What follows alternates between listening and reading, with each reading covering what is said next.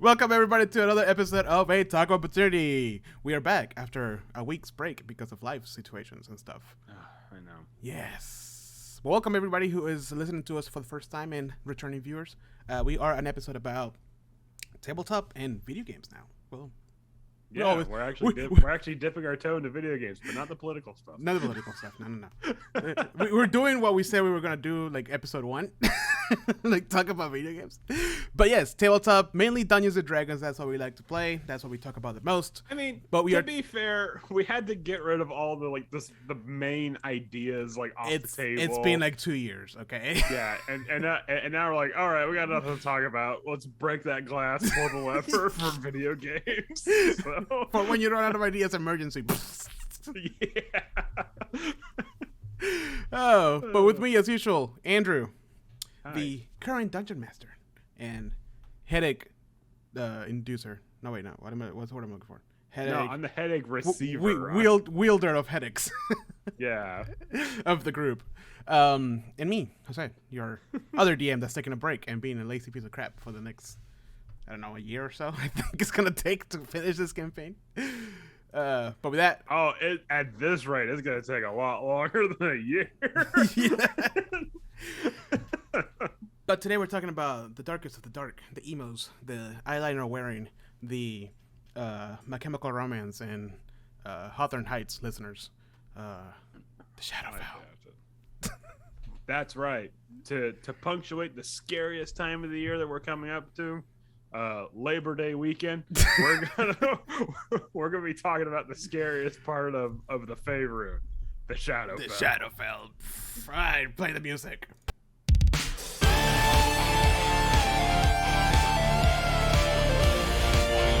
So after that brutal assault by the Orc warrior, the initiative now goes to you. Jose, what do you do? I'm gonna cast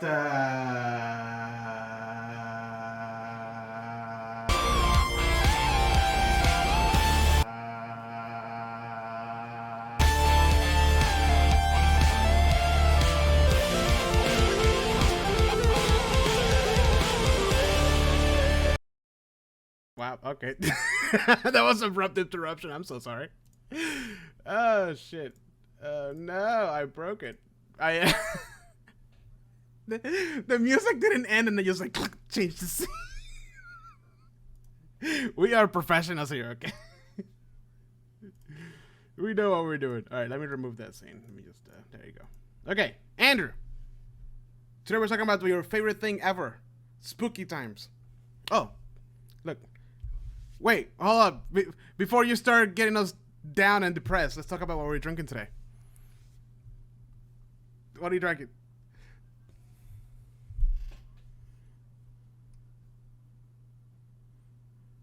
Ooh.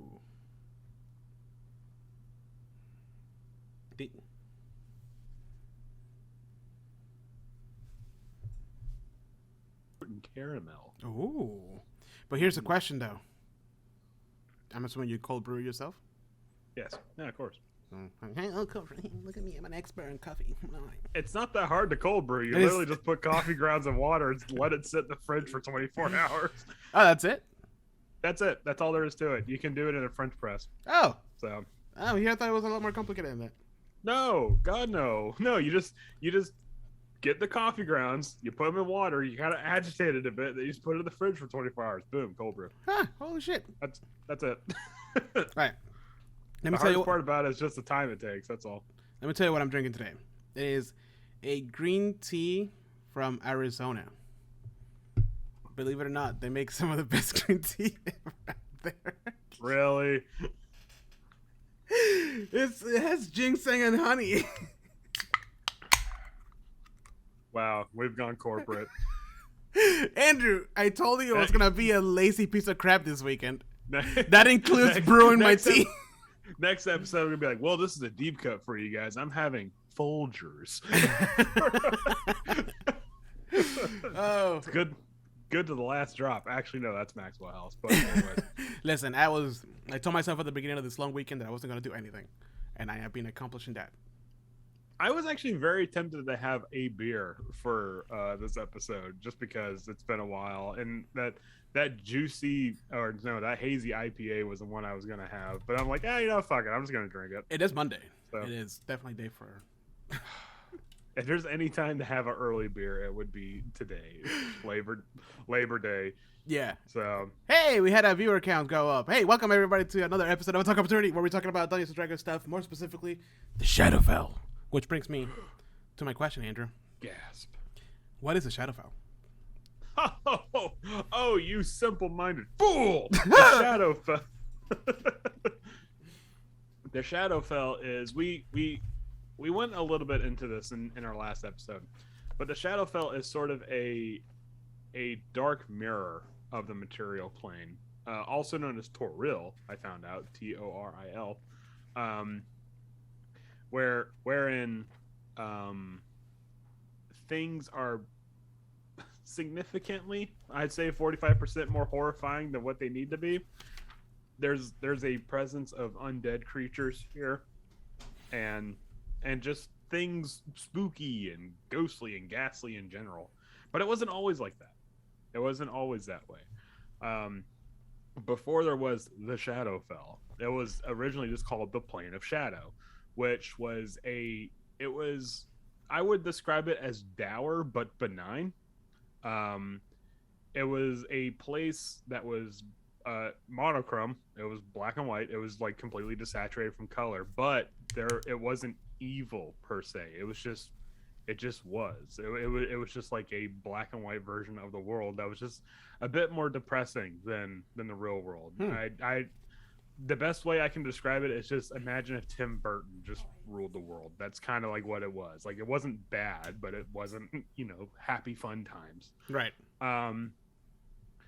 But then along the way, the spell plague happened, which we're going to have to do an episode of High Disembodied Hand. We're going to have an episode just on the spell plague, because apparently that kicked off a lot of events. Well, wasn't that like the ending of 4E or something? That's my understanding. I don't know anything about it. I'm not entirely sure. I looked up the spell plague, and it was like this super convoluted history involving gods and stuff like that. Oh, okay.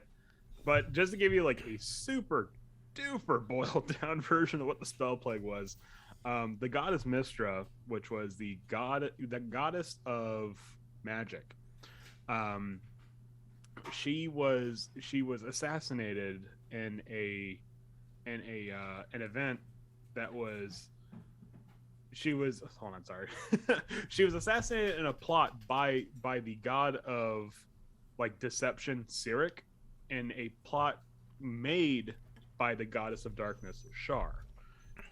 We touched a little bit on Shar and stuff like that in the Curse of Strahd campaign, but what the end game for this was, it wasn't entirely clear on my part. But when Mystra died, her magic essence, which was called the Weave, which was where wizards were able to pluck magic from the world and stuff like that, it collapsed, and that caused the elemental planes to fall into the elemental chaos. And when that happened, things just started popping off left and right. The Feywild, which was like originally a plane of existence that was separate from everything else, actually shifted in the cosmology closer to the material plane, and that's how we were able to go to the Feywild now. Like, what's it? Hold on, I forgot. Some gods like reformed back to their older selves from that, and even the Blood War on Avernus stopped for 100 years because of this. Like, a lot of things happened during the spell plague. Damn. Yeah. And that's just like on the outside cosmology. Like inside, like Chult became like a peninsula and stuff like that. Like cities got flooded and burnt down, and like the living statues of Waterdeep started rampaging and almost leveled the city. So it was mechanically to reset the lore. Kind of. It might have been at the end of 4E, or at least at an edition where it's just like, okay, you know what?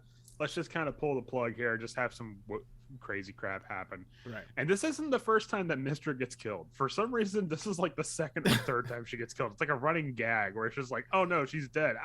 Everything's going haywire. So now we know whenever she dies again in 5th edition, that means the 6th edition is coming out. 6th edition is coming out, exactly. So whoever is the current Mystra like has like a sword of Damocles hanging above her head. It's just any time now. But when the spell plague was happening, the plane of shadows started to fall into the elemental chaos as well. And Shar used her influence to siphon energy from the negative energy plane, which at this point was just undead and necrotic energy and all this evil stuff, and flooded the plane of shadow with it. And because of that, this like black and white monochrome world became this horrifying like version of the material plane, and that's how we know the Shadowfell as it is now. So before, it used to be you can cast plane shift and you can go to the plane of shadow and be like, oh hey, this is kind of cool. I don't know why I would spend any time here, maybe for Halloween, but now it's just like, no, we don't go to the Shadowfell anymore because it's a horrifying like place of terror and monsters. Was it always like that even in like 3.5, or is it like a new thing in 5? 3.5, you had to remember 3.5 used the Greyhawk. Oh yeah, that's right. Yeah, it used the Greyhawk stuff, and when we were playing 3.5, a lot of our stuff was homebrew, so it might have been. I keep forgetting that. I keep forgetting that Forgotten Realms was that introduced in 4? It was, well, not introduced, but it was like the main setting for 4, right? I'm not entirely sure, to be honest with you. I want to say I know for a fact Forgotten Realms was introduced way before 5e. It might have been introduced in the AD&D. Oh, okay.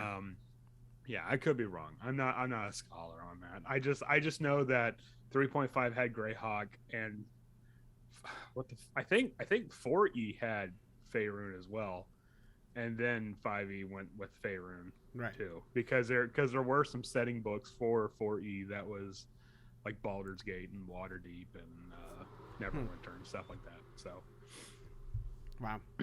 So that's how you're the worst scholar I ever met. You know what? I did a whole 20 minutes of research on this, and that's what I got on it. Attack opportunity, quality research. Yeah, but no, I mean, it's just because the thing is that a lot of this, you have to remember, a lot of this is for D&D. So when you can fill in a lot of the cracks with the fact that it's intentionally vague. Yeah. And the plane of shadow just isn't anymore. There is no plane of shadow. So it could have been something that people just don't remember what the plane of shadow was. So the plane of shadow was just legit, just black and white normal? Like it was what? Like empty void? It was no. It wasn't an empty void. There were people living there. Like it was like a mirror version of the material plane, but it wasn't evil. It wasn't like you go into the plane of shadow version of Waterdeep and it's like a zombie infested city. It was just like a kind of more gothic sort of like actually gothic, not culturally gothic and like historically gothic as well. Where like it's dark, but it's not evil just because they dress in black. Yeah, and people are walking around their Doc Marten boots and listening to Cure and stuff like that, and that's fine, But they weren't evil, and they weren't like being terrorized every day by werewolves and stuff. The evilest thing you'll see will be a bunch of emo kids just dancing down under a bridge. Oh God! There's somebody standing next to you. It's like, no, just let them enjoy themselves, man. What are they? Some kind of gang? That's interesting. I didn't know that though. That's definitely the Shadowfell was just always the Shadowfell. No, I mean that's what I thought too. I thought the Shadowfell just was like it because it just kind of makes sense that you had the Feywild, which is like, oh hey, beautiful and blah, and then you had the Shadowfell, which is like, oh, be evil and stuff. But no, apparently it just it was like the machinations of like gods and deities and stuff like that. So it's the magic of what's her name again? Mystra. So her magic being taken down. So that infused the Shadowfell with like it fell in the Shadowfell. So okay, so Mystra has this thing called the Weave. The Weave, which is what holds all the magic together in the cosmology, and it may or may not be her actual physical body. It's one of those weird, like, you know, Holy Trinity things. And so when she died, the weave came apart and the cosmology started shifting around and stuff like that. And when the weave fell apart, the elemental planes fell into the elemental chaos. And while this was happening, because at this point, from the best I understand, the elemental planes were just open for whatever reason, because they were falling and whatnot. So while they were open and falling, Shard's like, hey, I'm gonna take energy from the negative plane and pour it into the plane of shadow. For what end game, I'm not entirely sure. Maybe because she just wanted a place of worship, because she is the Lady of Darkness and secrets and stuff like that. So it would make sense to have this place that can hold life now become a place that holds life and undeath, you know. So I mean, it kind of, to me, that kind of makes sense that she would kind of create her own realm of worship, more or less. So I think that could have been it. But what goes on in a deity's brains, we'll never know. Yeah, so. that's not for us mere mortals to know. Yeah. But okay, so that's how the Shadowfell came to be, right? And now, I mean, you said it earlier. We spoke briefly about it. You know, it is essentially a darker mirror of the material world, with spooky things throughout. What else makes the Shadowfell unique? Okay, so what makes the Shadowfell unique is that there used to be a spell called Shadow Walk. This was in previous editions, and what this would actually do was that when the plane of shadows was alive, you would travel distances by going into the plane of shadows real quick, dipping in there, and then popping up somewhere else. Kind of like how Nightcrawler, like, he doesn't actually teleport, he just, like, he goes to a different dimension and then pops up into another place. So wizards used to be able to use the spell Shadow Walk to just, hey, I'm here now, you know, kind of like, oh yeah, I'll be there in 5 minutes, let me Shadow Walk over your place. But when the Shadowfell happened, Shadow Walk stopped teleporting people and just sent them into the Shadowfell. So it would be like, yeah, I'll be there real quick. And he never came. You know? Yeah, as they get ripped apart by zombies. Oh God, what happened? Yeah, so people stopped using the spell Shadow Walk for that particular reason. But other things that make the Shadowfell interesting is that light spells that use light, like create flame and stuff like that, or light, they're actually diminished by the magic surrounding the Shadowfell. So yeah, so like the light spell is like it significantly reduces the amount that it illuminates. But weirdly enough, because there is so little natural light in the Shadowfell, you could see that light like supernaturally further than It's like that thought experiment. Like if the Earth was flat and you had a matchstick miles away and there was no light, you can see it like miles of the distance. Exactly. Yeah. You can see the light of a candle from miles away. That's exactly what it is. So really lighting any light spell or torches or something like that, it's not going to give you a lot of light, but it's going to show where you're at to everybody that's around you. So it's kind of like, do you really want to do that? Is it really that worth it? So, but else, have we been in the actual Shadowfell, or we were in Barovia? You were in Barovia. You were not in the actual Shadowfell. Okay. We're gonna get into the difference between Barovia and Shadowfell, because it's kind of like a yes, but actually no. Right. I imagine like the Shadowfell's a big orb and Barovia's floating in the middle alongside the other domains. It's kind of not. It's not really defined so clearly what it is, and I think that's intentional to kind of make it spookier. Man, I would love to be a writer for Wizards. It's big vague. Yeah, right. Yeah, just an evil wizard did it. Yeah. Oh, I wrote it that way, so you have the ability to create your own adventures. Yeah.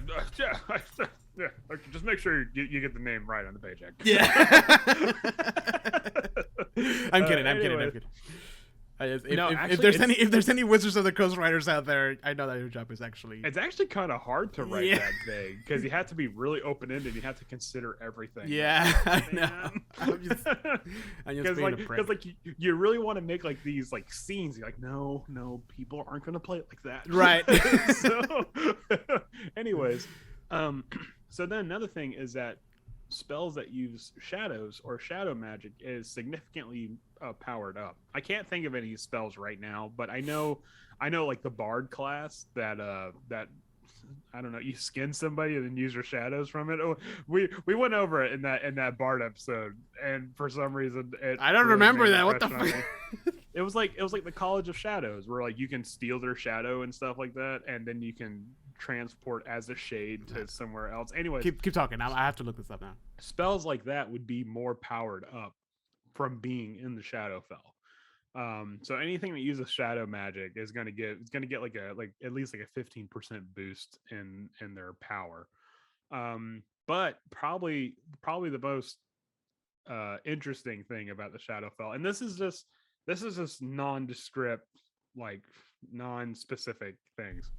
There's these places called Darklands, and what the Darklands are is that these are the reflections of something horrifying that happened on the material plane. So something that was on par for the Shadowfell to happen on the material plane is reflected even worse on the Shadowfell.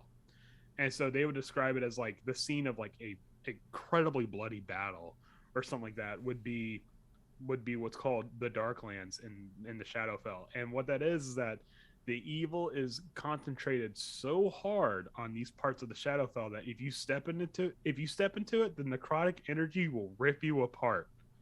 Like you take like some kind of D6 damage just for being in there. Jesus. No save, you just take damage until and if you die in those parts, you were just reduced to dust, and that's it. Boom, visually, this kind of brought back imagery of Death Stranding and the battle scenes. Yeah, exactly. Yeah. I mean, that's kind of what the idea is that if something so horrifying and evil is happening in the real world, in the material world, you have to think the evil reflection of that is going to be even worse. Right. So this is something that's like, oh, this is like a serial killer's lair or some crap like that. Like that's Darklands. That's 100% Darklands, you know, or that's, you know, sorry, I keep interrupting. I just have a lot of questions. So the Darklands is just in the Shadowfell, and they're just concentrated pockets of dark energy. Yeah, it's concentrated pockets of necrotic energy. Caused by. How does it look? How does it look visually? Like, is there a description for that, or is it like open to your interpretation? It's open. It's kind of open to the interpretation, but it does describe it as there's like a black mist that surrounds the area. Okay. So I mean, it's even darker than the darkness of the Shadowfell. Yeah, exactly. It's bent to black. So I mean, I would just describe it as like the black mist just eats you away, and that's what it does. Oh, you know. So I mean, what's it? Like take literally any battlefield from World War One. Boom, that's Darklands and the Shadowfell. Yeah. So by the way, the bard thing you were thinking about is the College of Whispers, and it's the Mantle of Whispers. Oh, okay. You gain at 6th level. You gain the ability to adopt a humanoid's persona. When a humanoid dies within 30 feet of you, you can magically capture its shadow using your reaction. You retain this shadow until you use it until blah blah blah blah blah. Yeah. So it doesn't describe exactly how much more powered up shadow magic becomes. That's kind of really up to the DM's discretion.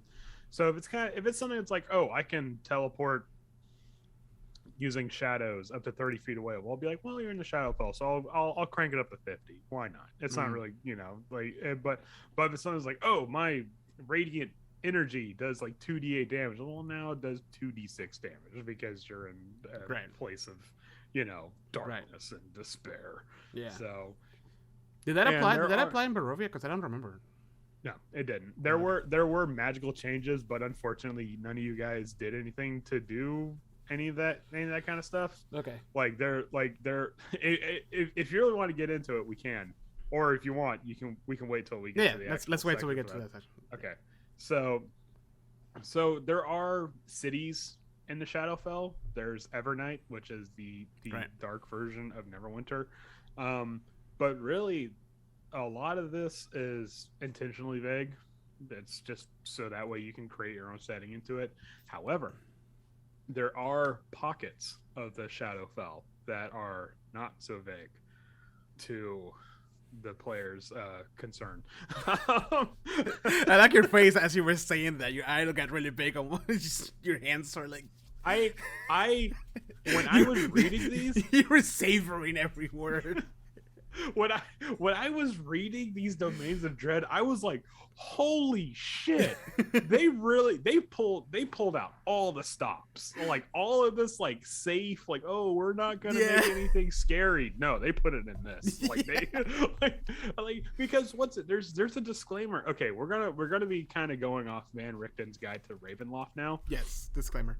And there's a disclaimer in the beginning. Also, spoilers for anybody that doesn't want to read it or perhaps has settings in it. So, but there's a disclaimer in the beginning. It's like, oh, we're going to be touching on a lot of stuff that people might find shocking and disturbing and blah, blah, blah. And I was like, oh, Wizards, you're being so politically correct. And then I'm like halfway through it, I'm like, fuck.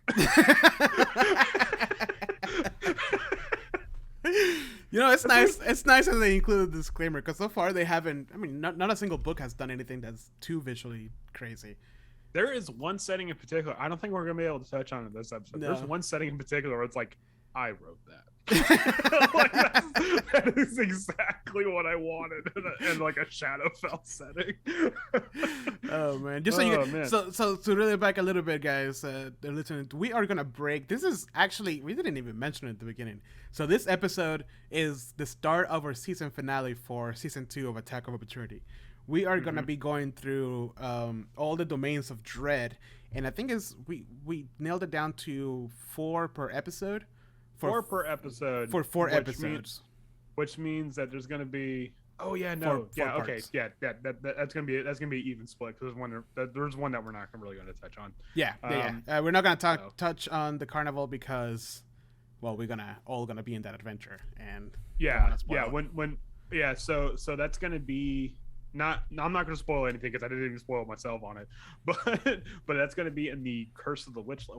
What the fuck is it called? The Witchlight Carnival. The Witchlight and the Witchlight. Yeah, the light of the witch's light. Anyways, so I was reading the Domains of Dread, and then I got to one called the Carnival, and I was like, ooh, this sounds spooky. Wild Beyond the Witchlight. That's what it is. Okay. And I started to read it. I read like the first like maybe like half of the paragraph. I'm like, oh wait, this is the setting for the next minute. I'm like, no, my eyes. Turn the book. Yeah, you texted me and it's like the carnival's in here. I swear I didn't read it. I swear I didn't read it. I promise. Did you see my notes for the carnival? No, I haven't touched it. I haven't seen the notes because I want you to walk me through all this. Okay, because I have like a little blurb on each thing that kind of like jogs my memory. So it'd be like Barovia is this and yada yada yada, and Carnival is just big ass words redacted. If you could put like a black marker over it, you would. So okay, so what the Domains of Dread are is that there are deep within the Shadowfell there are pocket dimensions that are surrounded by these things just called the mists, and where these dimensions. Ooh, that was ominous, like lightning stroke. Oh, really? Right when I was talking about it. I didn't hear it. That's fine. But what these dreads of domain, what these domains of dread are, they're essentially prisons for the Dark Lords that are inhabiting them. And where they exist in the Shadowfell, it's not a given, and it's not supposed to be a given. It's just supposed to, like, you're just walking into the Shadowfell, and all of a sudden the mists of the Shadowfell encompass you, and you either suffocate because sorry, or I learned that. Or a couple hours later you end up in this setting, and it could be it can it describes in the book, you can literally just roll a dice and you'll end up in this setting. So, Hmm. you know, hey, I hope you're ready for body horror. So it's not like you're in a Shadowfell and then there's mist to the right that's gonna lead you to Barovia, and there's mist to the left that's gonna lead you to the carnival. It's just you're walking, and all of a sudden then there's just mist. Yep. And See, then, I thought that mist was only a Barovia thing.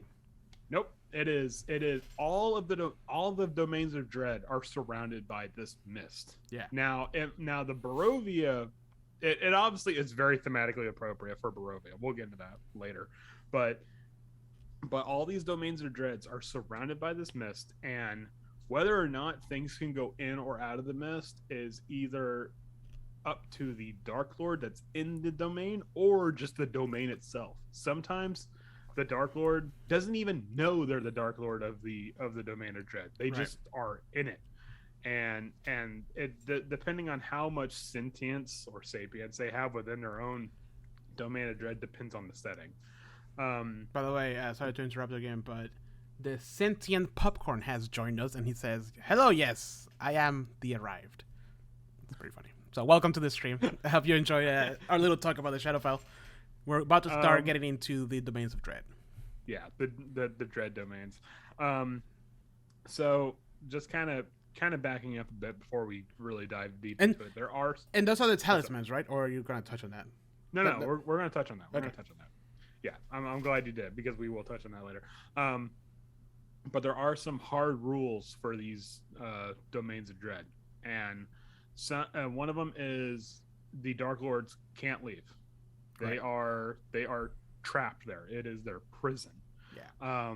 And no matter what they do, no matter what machinations they have, they if they die, they come back, because their domains of dread are essentially their own personalized hells. For better or for worse, whatever action has caused them to go to that domain of dread, it's going to torment them. And so even though they are probably going to be taking it out on the people, and especially on the adventurers, like the guy that's running the show is the biggest part of that torment. Right. So like Strahd and Barovia, like, yeah, he might have been the big bad evil guy, but Barovia is his prison too. For better or when for we worse. played, I mean, when we played, it was very clear that he was just essentially over it when he was telling us. It's like, okay. Oh yeah, and there's here we go again. Yeah, and the best part about it is that there's this one domain of dread which is like based on like Egyptian mythology, and it describes that the Dark Lord is bored. Like, he's just bored. He's like, all right, I want out. And it's like, no, you can't get out. No, this is you now. You're here. So and usually what happens is that each one of these lords just did something extremely horrendous in their living, right? Mm-hmm. And that's what caused the mist to swallow whatever it is that it is. In this case, Barovia, right? Yeah, your definition of horror might vary depending on the setting, because there are some that's like, oh, I killed my entire family, right? And then there's some where it's just like, oh, I blasphemed the gods, and right. It's like, oh, well, now you're in a domain of dread. So it really all depends on the setting, on what the horrifying, unspeakable act they did was. So let me ask you this then. So Barovia is a physical place, right? Like, it is like a valley. Okay, let's just. Hold on. My question here, maybe I don't know, maybe you can elaborate on it. Okay. Is it's a physical place. You're there, whatever, right? And at some point, in this case, it was Strahd, the Conqueror, or whatever, like, did his thing, and then Barovia got swallowed by the mist. And now it's no longer in the material plane, or was it never at the material? I don't know. That's my question. So there are some places that there are some domains of dread, like Barovia. It was, from what I understand, was an actual place in the material realm, and then Strahd did his unspeakable act, and it plunged the valley of Barovia into the Shadowfell. So it wasn't just him; it was everything around him that went with it, because he conquered that land. But then there are some places. There are quite a couple of settings where the the Dark Lord does the unspeakable act and then wakes up into a land that was created by the Shadowfell just to poke and prod them. So there are some settings that were part of the real world and then got amputated and put into the Shadowfell, and then there are some that were specifically created to torment the Dark Lord. Okay. All right. Yeah. So, all right. So how do you want to do this? Do you want to talk about just getting there first, or do you want to or you just want to get into the nitty gritty? Wait, what was the first option? I got excited. Get there. I got excited. Somebody followed. I got excited. No, somebody followed us. Thank you for the follow, by the way. How to get there? No, let's just get down to the business, man. Let's just go straight to the how do you get there? I mean, that's always very vague. Let's just each one of the domains. Let's start. I'm ready. I have questions. You talk. Okay. Well. We're not going to speak too much on how you got there, then, but we will talk about talismans. So real quick. Do you want to touch on that? Yeah. Okay. So each of these domains of dreads has something called a talisman, and it's usually thematically appropriate for whatever the area is.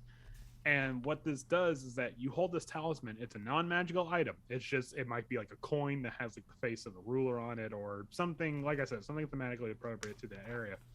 And it allows you to walk through the mists and go to the area that the talisman is resonating with. So that way you're not just wandering the mists eternally and then you die. And so like, hey, I need to go to Barovia. I'm going to hold this electrum piece that has Strahd's stupid fucking face on it. So I'm going to wander into the mist with it, and then within how many D6 hours you are walking, you wander into Barovia, and you're like, all right, now let's do this thing. Okay. So I would say probably the closest approximation to a talisman you guys came across was the letter from Strahd himself. Okay. Like that was what got you to Barovia. So it wasn't the amulet with the raven kind in it, right? No. Oh, okay. So I mean, it really all depends on, hey, what do I want to make the talisman? Okay, that's that. But I would say the letter, because that's what got you into that's what kicked off the whole adventure. So that's what what got you there. See, when I first read that, I thought it was because when it said right there, the mark of the raven talisman. I'm like, wait a minute, I could have walked out of the mist this whole time. No, you couldn't, and we're going to get into that because each of there are borders. The mists border the domains of dread, and whether the mists can be open or not is entirely up to the setting. Sometimes the Dreadlord, Dark Lord, whatever, can open the borders willingly, or sometimes they have no control over whatsoever and they just open, or sometimes they just stay closed and that's it. You're trapped here. So good luck. 9 times out of 10, there's going to be some way you can open it, just because we're not going to subjugate our heroes to eternal damnation. But that's up to the DM. So, all right. So let's get into it. I know you're chomping at the bit. So the biggest one, the cream of the crop right here. The one that's on the cover of the book. Yeah, the one that this is probably the very first domain of dread, which was Barovia. All right, the Barovia. Yeah, the Barovia. We all, and anybody that knows anything about 5e knows what Barovia is. Curse of Strahd was like one of the most acclaimed adventures so far. But this is before. Not keep interrupting you, but chat is going a bit nuts right now. Does the word bagman, like a bag man, ring anything to you? Yeah, it does. It says, "Oh hell, bagman." I don't know what there's a creature called the Bagman, and it's horrifying. Oh really? There's artwork for it in the book, and it's terrifying. Oh, I haven't gotten that far. So yeah, no, it's okay. It's bad. Okay, yeah, that's where Pigosaurus 767 is all about the Bagman. Are we touching? Hey man, are we touching that today or no? No. Okay. we might have to do like a little bonus episode on the Bagman. All right. Just a little 5-minute episode. Who's the bagman? Nobody knows. All right. Anyways, thanks for joining us for. That's it. That's the whole episode. Yeah. I mean, if you could find the picture in the book, it's like Oh, like man. when you see it. All right. So Barovia. This Yeah. is probably the most. I would honestly say probably the most stereotypical domain of dread. This is obviously very influenced by Bram Stoker's Dracula, and I wouldn't be the least bit surprised to find this was probably the first domain of dread, if there even was a domain of dread concept before that. It could have just been Ravenloft, like this was Ravenloft. So the village of not the village of Barovia. Well, no, the village of Barovia and the land of Barovia is under the tyrannical grip of a vampire named Strahd von Zarovich, which you guys probably know all too well at this point. And the land of Barovia is a very just, and I don't want to say generic, but it's a very good example of gothic horror. Yeah. Like you go there, it's like big sweeping castles and little tiny villages that are being the castles up in the hill, and like the lightning behind it, and the ravens flying. Yeah, exactly. And the villagers are being terrorized by werewolves on a nightly basis, and a madman works on a evil experiment in the middle of the Frankenstein night. Could be part of this type of situation. Yeah. Frankenstein. Actually, it was. Yeah, it was. Yeah, there was a Frankenstein monster. You guys just didn't get to. Yeah, that we part. didn't get That's to. fine. I got to experience that for one. Yeah. Like at one session. Yeah. Yeah, and it has this. I know in the book it says gothic horror, but this actually kind of touches on like it's a little bit of everything. Like it's obviously gothic because of like Dracula, stuff like that. But then there's like body horror because of the flesh golem that's being created. Yeah. Well, you can tell that this was made without thinking about we're gonna have more dreads, more. They clearly didn't have like a clear cut. They were just like, hey, let's just make this horrifying setting. Yeah. But then like the Amber Temple kind of touches on cosmic horror a little bit. And there's obviously ghost stories, parts of this. Like so really Barovia, if you are gonna start with any domain of dread, Barovia is a great jumping off point. And then just whichever one, like, hey, which part of Barovia resonated the most with your players? Okay, well we can go with that, and then you guys might like this next setting or something like that. So all right, so the Dark Lord of Barovia, Strahd von Zarovich. Do we want to talk about the unspeakable acts these guys did? Because they're kind of cool, but they're also kind of spoilery. I mean, yes. If somebody's listening to us, I mean, let's go for it. We're going to deep dive into the book. We're not gonna hold That's back. true. The only one we're not gonna touch on is the one that we are all gonna play together. Yeah. But other than that, fuck it. Another book comes out and it's like. We know it. It's nothing compared to what the domain of dread. Either that, or it's exactly what the domain of dread is. All right, now let's talk about the carnival. It just had like a 15-minute long beep noise. Your face is just like, what? No. But like blur out our mouths and stuff while we're talking. Anyway, all right, so Strahd von Zarovich, he was originally a wizard general. He was described as a battle master wizard. I didn't know that. This guy was badass. Yeah. He was like a level 20 wizard and then a level 20 fighter at the same time. So he was a before everything happened, he was a conqueror, and he conquered the land of Barovia before it was even named Barovia, in the glory of his father King Barov. Yeah. And he like subjugated the land. He destroyed an ancient an ancient like cluster of paladins that served a silver dragon, stuff like that. And he created Castle Ravenloft, again in the honor of his family, but he wanted more. He always wanted more, and he wanted to be like immortalized literally, but also he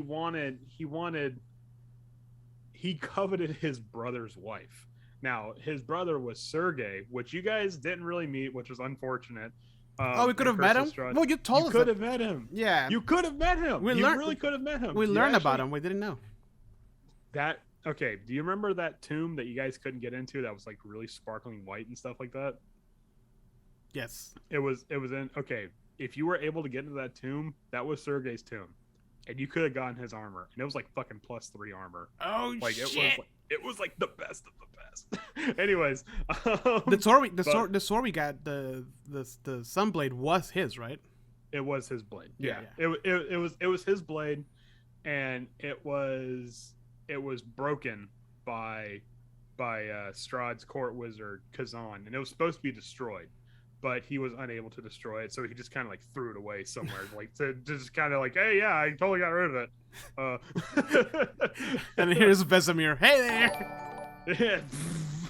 It's just like, son of a bitch. Anyways, so he coveted his brother's wife, who was this beautiful woman named Tatiana, but obviously Tatiana didn't love Strahd von Zarovich, because even in life Strahd von Zarovich was bloodthirsty, and cold and ruthless and calculating. So really the change didn't do much to him emotionally. He just became immortal. Yeah, exactly. Now he just has fangs. But so he wanted to seek power, and he learned about this place called the Amber Temple that had these dark powers that were being sequestered away by this ancient order of wizards. And by that time, the wizards that were originally part of the Amber Temple had long since been dead. So it's like, where the Amber Temple came from, it's a mystery to everybody. So he made his way up to the Amber Temple and found the stone of, oh god, what's the name? Gothias, I believe it was. And I could be wrong on that, but it gave him the power of vampirism. Unfortunately, it also came with a cost. The cost of vampirism was that he had to kill someone that was close to him, and then in turn he had to be killed by people immediately afterwards. That's a stone. That's a stone that Vesemir almost killed. Yeah. Okay, I got it. God damn it! Could have had a good story beat. Anyways, but yeah, no, that was the stone that Vesemir shattered, and so he enacted the act unwillingly. He didn't like, oh, haha, I'm going to calculate this. No. What happened was that he, on the day of his brother's wedding, he stole Tatiana away. He's like, no, you're mine now. I can't bear the thought of, having you taken away from me. And so Sergei was the one that everyone liked. He wasn't the most successful brother, but he was the one that everyone liked. So naturally, everyone's like, "Oh fuck, Strahd just stole Sergei's bride. Let's go after him." And so during the clash, Strahd kills Sergei, like just strikes him down. So that enacts the kill someone that's close to you. And then he immediately got peppered by all the guards that were chasing him. So he was filled with arrows and fell from the walls of Castle Ravenloft, and so he immediately died, and then rose as a vampire. No. And when he came back as a vampire, that plunged all of not Ravenloft, because the whole area is Ravenloft.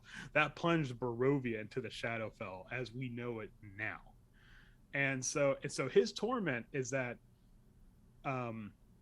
he will always get close to the resurrection of Tatiana, but she's always taken away from him at the last second. Like, something always happens where Tatiana's, either she dies or something happens, and he can never ever be connected with Tatiana in any way, shape, or form. Dude, you know what's crazy? Have you seen the latest episode of What If? No, actually, I haven't seen any What Ifs. Don't spoil it for me. Okay, the last episode. I know. I'm sorry. So good. Watch it. We've been like really busy this Labor Day weekend. We've been having like family over and stuff like that. So not me. This is my rest day. I haven't even had a chance to do anything. The What Ifs don't connect. So if you watch the latest one with Doctor Strange, I think just watch that. Okay. If anybody on chat have seen it, this is what Andrew's talking about. So so yeah, real and so he's tormented to always his another part of his torment was that he conquered this land, but now he can't do anything with it. Like that's it. His reign ends at where the mist begins, and he can't go any further. And so he's the first example of a Dark Lord being tormented by perpetual boredom. Like he can't die. If you kill him, he comes back. And he can't find any rest. He can't retire, and he's constantly haunted by visions of Sergei, of Tatiana, of like the failings of like his perceived failings as a son to his mother and father and stuff like that. So it's really, there's a lot of room here to play Strahd as like a tragic villain, but also just a straight up scumbag if you really want him to. Yeah, I mean, based on the story, most definitely a scumbag. So it is truly his hell. Like, boom, you get everything you wanted, but you can't get past this, how long? This 10-kilometer radius. I don't know how long it is. Yeah, he's kind of doomed to have to relive the last like couple days of his mortal life over and over again, where it's sword clashing, blood and violence, but then Tatiana dies, and he can't ever get close to her, and stuff like that. I know it wasn't Tatiana. I know it was, or was it Tatiana?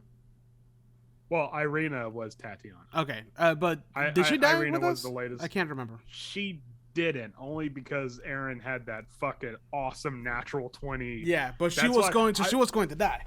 Oh yeah, no, I put that DC really high because I'm like, nah, I want her to die, just because not because like, fuck you, players, but because it's thematically appropriate, right? And it would work with the story. But I can't deny a natural 20. Yeah, it was really high. It wasn't just like natural 20. It was like 28. It was insane. Yeah, it was a really good dice roll at a clutch moment. So I'm like, all right, fine. You can have it. We can shuffle some notes around. So she didn't die. Now, what I found interesting in this part is that not just Strahd is cursed to relive his life over and over again. That moment. I mean, everybody in Barovia, metaphorically, not literally. I know, but every people in Barovia, they're also cursed. Why is that? Because it's just because they were in the bad place at the wrong time. Honestly, they just happen to be the wrong place at the wrong time, and there are some people like the village of Barovia. They're just victims, 100% purely just victims. Like the Kolyana family, the Indirovich family. They're just complete victims. They just happen to be in the wrong place at the wrong time. But the burgomaster of Valaki, he's a bastard. and it's described that his father before him was even worse. Jeez. And you guys didn't pick up on it, but the Baron, that's what he was, not the burgomaster. Well, we saved his family, and he got what he you did save his family, but you didn't pick up on it. But it was implied that the Baron killed his dad, so he could take his place. That sounds familiar. I think we might have touched on that. Like I said, no one explicitly said, oh, this guy committed patricide or something like that, but it was like, oh, the Baron before him died at a naturally young age. That's weird. Okay. But yeah, so those people, or at least him and his father, probably deserved what was coming to him. But then in Kretsk, there is the abbot, who was an angel that tried to fix things, and every time a celestial gets involved in something, it goes wrong. And so he probably had it coming too in some way, shape, or form. Because the thing is that with the domains of dread, the dark powers aren't necessarily evil, and they're not necessarily good. They're like the adjudicators of the Shadowfell. Like, no, they are the ones that create the domains of dread, and they're like, we are the ones that are going to exact the punishment in the way that we see fit. So do not try to get in the way and like bring salvation to this land or something, because we will corrupt you. Like we will mess you up in some way, shape, or form, because that's not the way that we see things. And what the actual dark powers are, it's not necessarily clear, and it's never going to be. Okay, that was going to be my next question. Like, is there like a backstory to each one of those? they just are. Whatever, like the dark powers are just the things that extol the punishment upon the Dark Lord. I'm so glad that Vesemir was able to annoy them. Mm-hmm. Oh yeah, he really pissed him off. Cosmic power been here since the beginning. Hey, can I trade my power? God damn it. And so what you didn't know is that in the epilogue, Vesemir went into a Shadowfell realm of its own doors that wouldn't open. Yeah. It's a very small Shadowfell. Just the mainframe. And every time the door opened, he would walk halfway through and then it closed real quick. Yeah, damn it. He deserves that. Yeah, I don't feel sorry. Oh fuck! All right. So what else is in Barovia? In Barovia, there's also the Vistani, and what the Vistani are is that they are a Romani type people, and they are the only people in Barovia that are able to leave and enter Barovia whenever they feel like it. They for whatever reason they have the ability to go in and out of the Shadowfell and into the material plane. And the reason why it's described as such is because when during a battle, Strahd von Zarovich became mortally wounded, and the Vistani, for whatever reason, they were at the battlefield at the end of the battle, and they gathered him up and they restored him to health. This is again when he was still mortal. So in return, it was sort of like you're welcome in my house anytime, like you're always going to be a guest and stuff. Like, no, you're not a guest, you're family. You can go into the fridge and get whatever you want. Don't worry, you don't have to ask for it. Yeah, mi casa su casa.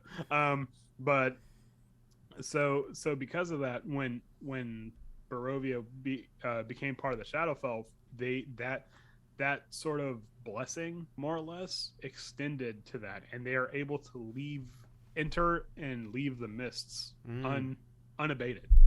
And that was actually one of the openings for Curse of Strahd. That was a bit longer, and I didn't want to deal with that. I just kind of wanted to jump into it, where like you have to deal with some Vistani that are outside like the city gates and stuff like that. And they're not really like hurting anybody, but people are like, what are these guys doing? And they're like, oh, we've been waiting for you. Jump in our caravans. And then they right into Ravenloft. You're like, wait, where are we going? Like, too late now. There's no brakes on this train. That's messed up. That would have changed. Yeah. That would have changed our relationship with the Vistani for sure. The Vistani are not exactly the most trustworthy people. Right. There are obviously some good ones and there are some bad ones, but even the good ones are a little bit bad. So yeah, it's supposed to grow this sort of, what's the word? This kind of like paranoia. Yeah. You know, where it's like, oh, we can't trust anybody. By the way, one thing I love about this book is the incarnations of Tatiana. Mm-hmm. And how in like those tables used to make me so happy. You can essentially like just straight up just make your own Curse of Strahd. I mean, you really can. This is if you ever wanted to have like a redo on Curse of Strahd, or you want to run Curse of Strahd for another group, but you're like, I don't. Let's change something. I'm kind of tired. I'm kind of tired of the way the book does it. You can just roll on these. Yeah. And just revamp. Yeah. You can just revamp Curse of Strahd. So like the Tatiana's incarnation, she can be a flesh golem. Yeah, that is the flesh golem. Like the one that the one in Kresk. Yeah. Oh shit. So if you want, so like actually Tatiana. Damn. Yeah. So yeah, you can roll for Tatiana's incarnation, avoiding Strahd, hunting Strahd, and then the lost Tatiana. I think it's interesting that one of the incarnations of Tatiana is that she can be the dragonborn son of some farmers, where it's like, whoa. Yeah. Sweet. Have a little bit of like Well, I mean, it's described that Strahd, his barn door swings both ways. Sexually fluid. It's fine. Yeah, why not? Yeah, screw it. Hey, you know what? You try to be alive for 700 years, and exactly. trying to get a little weird with it. So, but I actually like the idea of the lost Tatiana table, where it's like Tatiana exists outside of Barovia, and you have to bring her back in somehow, or she somehow finds some way to come back to Barovia. Yeah. So I think that's neat. And one of them is straight up, she exists in another part of the Shadowfell. Yeah, damn. So we have to travel to the part of the Shadowfell they could and bring be- her back. Yeah, a character's incarnation too. Mm-hmm. So, Sweet. Yeah, no, there's a lot of cool stuff here. It makes me want to rerun Curse of Strahd. But I Now don't want to be. we're moving forward, Andrew. I don't want to be pigeonholed as the Curse of Strahd DM. So even though I've already been pigeonholed as the sunless DM. Apparently. Okay. All 100% of my ventures don't have a sun in them. So just so you know, we've been live for about an hour, and I know. it's only been. I know, and we just touched on Barovia. Barovia, which is why I was like, yeah, we can just kind of get over that one real quick because everyone knows what that one is. Nope. All right, let's move Nope. forward. Let's, All how right. about the blue? How do you pronounce it? The Bluetspur, I think it's Bluetspur or Bluetspur? Bluetspur. the main of alien Bluetspur. memories. My main question with this, and maybe I don't know if like I didn't read the bit or whatever what happened here, but You probably didn't read the bit. is this happening in your in your mind? Like it's are you it's kind of like the way it's worded is like, is this a physical place or do you just have like a Okay. All right. So what Bluetspur is like a planet. It's not really a land. It's like Right. a planet. And, Right. And this is actually one of the few domains of dreads that don't have a map. Yeah. It's like intentionally left vague on what it is. And so it's a dying planet under a red sun. And so it is a physical place. Just answer that question. Just get it out of the way. the way I like by the way, I love the horror aspect of like, oh, I've been here before, but I don't remember how I was here before. Like that fucking, I was like, ah. The entire okay. So to really boil it down to one sentence, Bluetspur is made to fuck with you. Yeah. Like psychologically. Yeah. Like okay. So what Bluetspur is that it's a dying planet under a red sun, and the surface is toxic. Yeah. There's whatever happened, whatever cataclysm, it's already long since happened, and the residents of Bluetspur, which are all mind flayers and illithids and aberrations of all kinds, have gone underground, and the scars of the planet from wherever the cataclysm happened reflects on the people that look at it, and it psychologically scars them first, and they're like, oh my god, and then they go insane, and then the psychological scars become physical scars Right. on the person. Yeah. So they look at Bluetspur and they're like, oh my god, freak out, frenzy, blood goes everywhere in their brains, and then they wake up and there's like physical scars in their bodies that matches the scars on the planet. That's terrifying. Yeah, it's just I wasn't kidding when reading this. I'm like, this is like Lovecraft's like Yeah. wet dream. Like Yeah. this is just like, hey, let's just like even what the Dark Lord did is unclear. Yeah. it just kind of is. The Dark Lord is just the gut brain, right? The Dark Lord is a mind flayer elder brain called the God Brain, and somewhere along the way, it's described kind of vaguely. It becomes afflicted with a disease. Mm-hmm. It starts eating away at its own flesh, and it actually starts to infect other elder brains. Yeah. So the elder brains like link up, and they psychically send this guy away, and they're like, okay, whew, we got rid of him. He's dead now. He's not dead. The Dark Power's like, oh, hey, look, you seem like a cool guy. Bloop, and they pluck him, and they create Bluetspur just for him. So this is one of the settings where Bluetspur didn't exist before, and it was created just for this elder brain that is like demented, literally demented, and like you can see through it because like the flesh-eating disease that's in it has like it's pockmarked its brain and stuff, and it's so imagine a severely like demented patient has elder brain powers. That's the God brain. Yeah. So, and anywhere in Bluetspur, it knows where you're at. Yep. It is psychically connected to everything. And not just everything in Bluetspur, because one of the mountains is called Mount Macabre, and it extends past the clouds. Like no one knows where the top of it is, and you'll probably die trying to get there, but it's a psychic antenna for Bluetspur, and it knows where you're at. So the moment you land in Bluetspur, you're under the radar. Yep. Or you're on the radar, actually. So I love how it's explained, because it's like I know it's magic, but it's not like, oh, it's magic. Like Strahd is like, oh, he knows, but it doesn't explain how. Like this guy is just, he has eyes everywhere. He sees all the things. Well, he doesn't have eyes everywhere. He just knows where you're at. There is actually a Dark Lord that does literally have eyes everywhere, and that's going to be like probably the next episode. So, but it's weird because the God Brain doesn't. It's not part of its own machinations. Like you're probably not going to be fighting the God Brain itself. You're probably going to be fighting like the avatar of the God Brain. If you were to ever fight any of these things.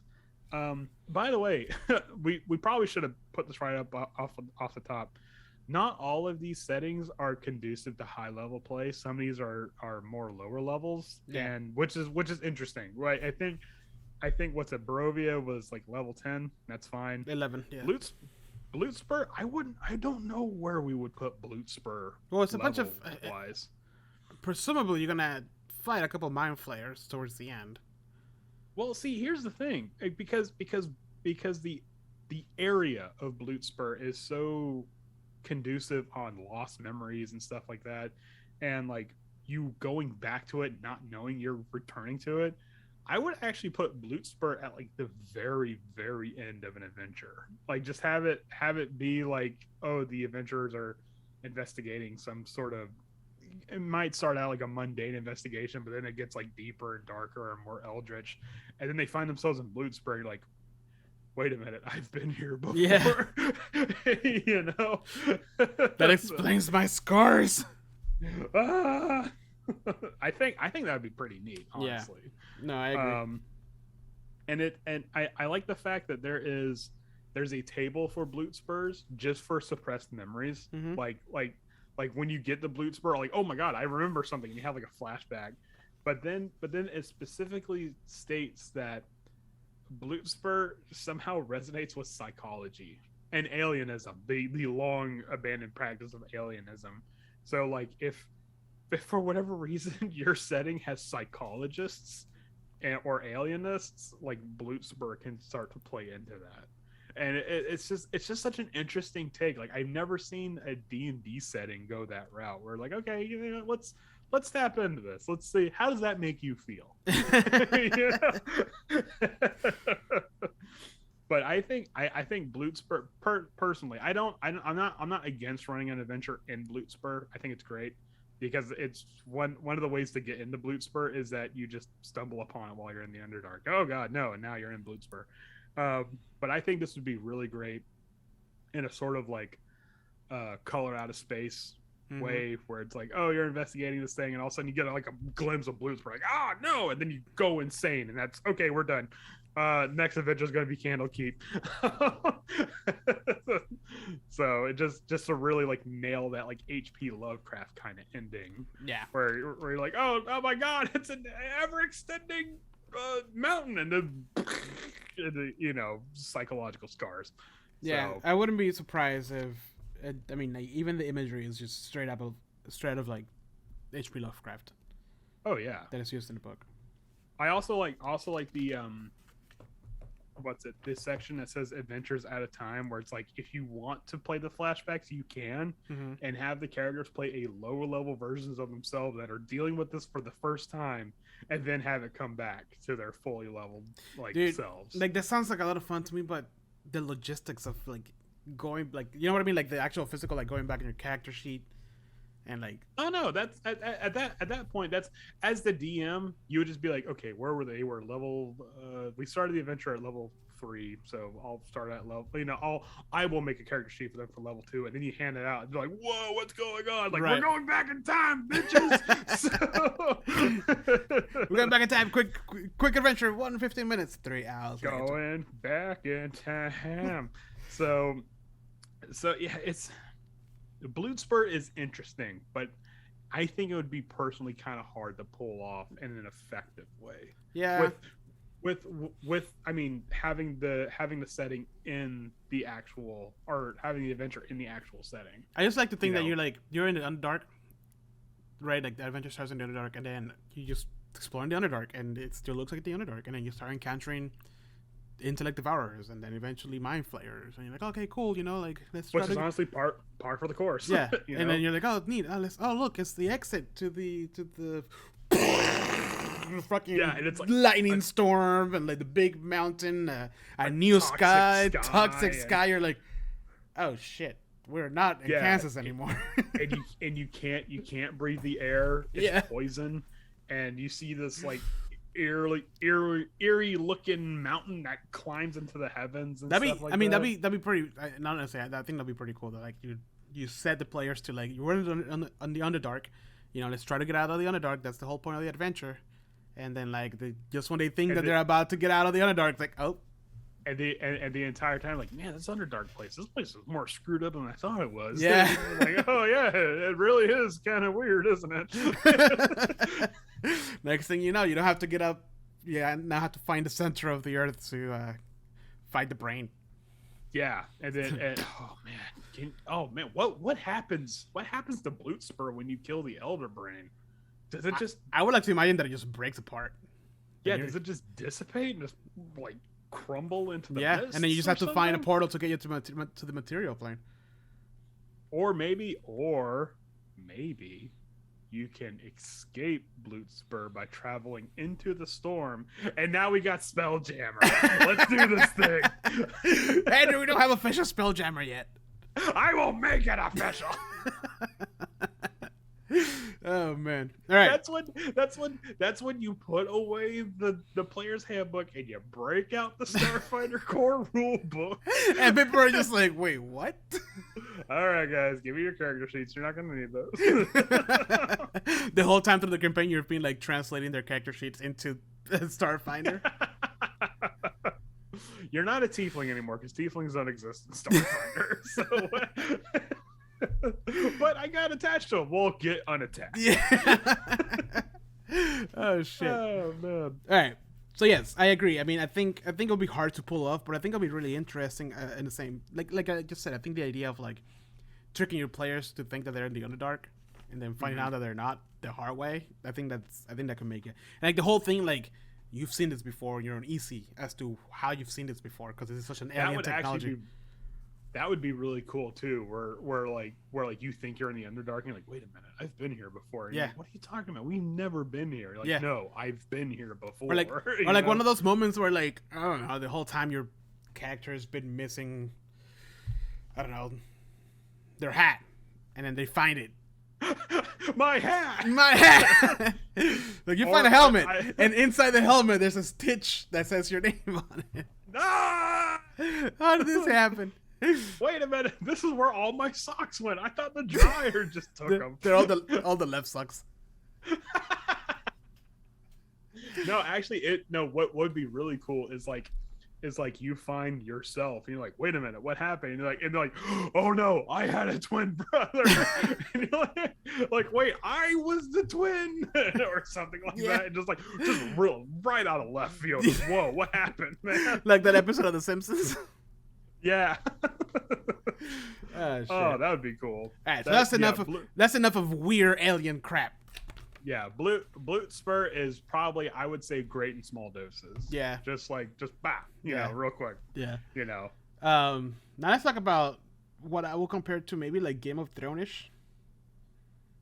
Weirdly, so far the most tame Domain of Dread. I'm not saying it's bad. The more I read into it, the more I appreciated it. Same. But this is the first one I'm like, does this need to be a Domain of Dread exactly? And I'm like, oh, yeah, it kind of can. Yeah, so, I mean, I like the two main lords. There are two lords in this one. There are two Shadow Lords, and this is one stark contrast between both of them. I think it's great. And this is one of those domains where they don't know that they're the Shadow Lords or that they're probably even in the Shadowfell. They just, okay, we're here. And they're too busy squabbling with one another to worry about that kind of crap. Even the regular people, like not just the nobles, but like, anyway, we're talking about Borca. Yeah. Yeah, it's described as a land of political intrigue, and gothic horror and stuff like that. And the people there might or might not even know they're in the Shadowfell. Yeah, they're a little too intertwined on what's going on, the goings on of their land, to even realize that, hey, things aren't what they appear. Yeah, and they don't see the forest. Yeah, they. This is a very interesting land. I I would actually probably put this on like a lower level of Yeah. play. Yep. Same. I was thinking the same thing. Only because statistically the Dark Lords of this area aren't that powerful. They're really not. They're the stats of spies, right? At least Ivana is. Yeah, Ivana is a spy, and I don't know what Ivan is. I think Ivan might just be a noble. Actually, does it even say that? No, it's straight up. Yeah, noble. Yeah, human noble. Yeah. Ivan's a noble. So these are very. No, I wouldn't say weak, but these are not the most powerful Dark Lords. Well, like, these are not physically powerful. Physically powerful they're not. But these guys, what they lack in physical power, they hold in political sway. Yeah. So essentially, what's going on is that the unspeakable acts that these Dark Lords did was that they committed familicide at the same time. They didn't know it, but they killed each other's families at the same time for the same reason. Mm-hmm. And it was because they both were abdicating the throne of Borca so they could rule it entirely. And it describes in the book that it's a little bit more less black and white than that. Like Ivan was actually supposed to be the heir to it, and he was going to marry Ivana and stuff, but they want the throne for themselves. Yeah. And so because of that, Ivan kills his family with clockwork machines, and Ivana kills her family with poison. And because it happened on the same day, they both get the land of Borca. This is the entire land now, gets thrown into the Shadowfell. Yeah, and it's a pretty big one too. It's the size of like Barovia. They have like how many little towns and cities all throughout. Mm-hmm. I would actually say this is probably I wouldn't say family friendly, but probably a less dark Barovia, like a less violent Barovia. Yeah. But this is the entire premise of this is that you're supposed to deal with the politics. Like you're supposed to navigate the political byways to, I guess, defeat the Dark Lords somehow politically. I don't know. Take the power away from them. I don't know. Yeah, it's really weird on this one. But I mean, this would probably be one of those settings that like you're probably not even trying to defeat the Dark Lord. You're probably just trying to get out. Yeah. And so you probably have to win one of their favors or something like that. Yeah. So you might have to like play into one's hand while you're like being a secret agent for the other and stuff like that. And it describes that this place is a land of nobles. Like there's like you can't swing a dead cat without hitting a noble house in this area. Right. Like every 5 feet there's someone that claims they're a noble. There's even like 2 sections for like nobles of Borca. Mm-hmm. There's a whole table just for the noble families of it. It's also intrigue in Borca. So this is a very like role play heavy setting for sure. This is definitely something that's like, okay, you can play a fighter, but just so you know, you're probably not going to be doing a lot of fighting. I would actually say this is probably going to be the least combat oriented setting of all. Yeah. Because this is all just dealing with people and just trying to like I said, navigate the politics here. Yeah. So hold on before we keep moving forward. Ivana killed her she says, first of all, let's describe him a little bit, because Ivana is the stark opposite of Ivan. Yeah. Like Ivana is beautiful, young, driven, what's the word I'm looking for? Ambitious, smart. Her mom, like that was fucked up what she did. Yeah. Essentially, like her mom saw that Ivana was falling in love with the alchemist in the whatever they lived in, and you know she can't have that because Ivana is of noble, or the alchemist is just a regular Joe. So Ivana's mom seduced the alchemist and arranged this so Ivana will see them getting it on, which I'm just like, which had the total opposite effect, because she expected it to, you know, for Ivana just to like, oh, I don't want to talk to you, alchemist guy, you know, whatever. And instead it just pissed her off, and her being a brilliant alchemist that she was already at that point. What I like about it is that the whole time I'm reading this, they keep talking about perfumes and like all this stuff. I'm like, what the hell does it have to do with anything? She just fucking because they make perfume, right? Is that what their noble house is? Yeah. The alchemist. No, the alchemist specialized in making perfumes. Yeah, and she just made poison, like turned all the poisons, all the perfumes into poison, and killed pretty much everyone, because Ivana's dad was also very petty, and instead of just I think I'm skipping something here. Ivana, not just only she killed her brother, right? First. Let's see. Hold on. No, actually, no. She killed them all. She killed them all at some sort of party. Just using the poison perfume. She killed her entire family. No. Hold on, corpse. She the gold for.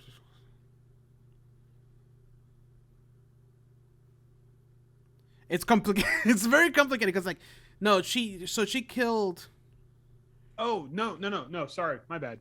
She killed her mother and her brothers before.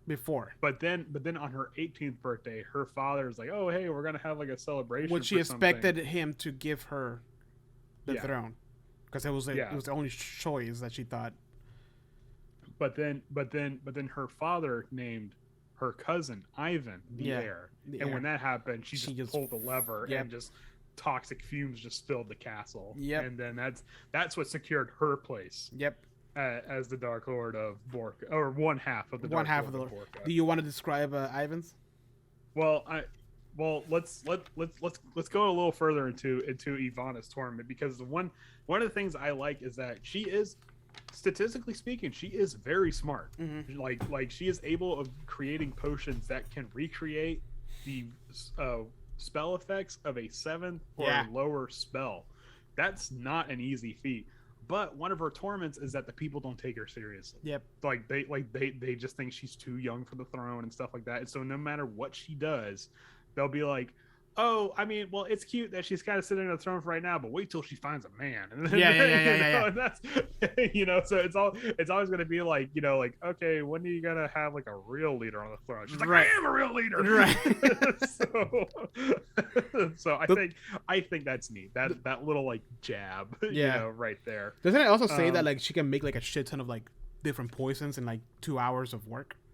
Oh yeah. She is brilliant. She is actually brilliant, and the fact that if you name a poison, I think it even describes she can make any poison that's in the D&D. She can create 10 doses in an hour of any poison. Yeah, any poison, and some of these are like 2,000 gold per dose. And so she is.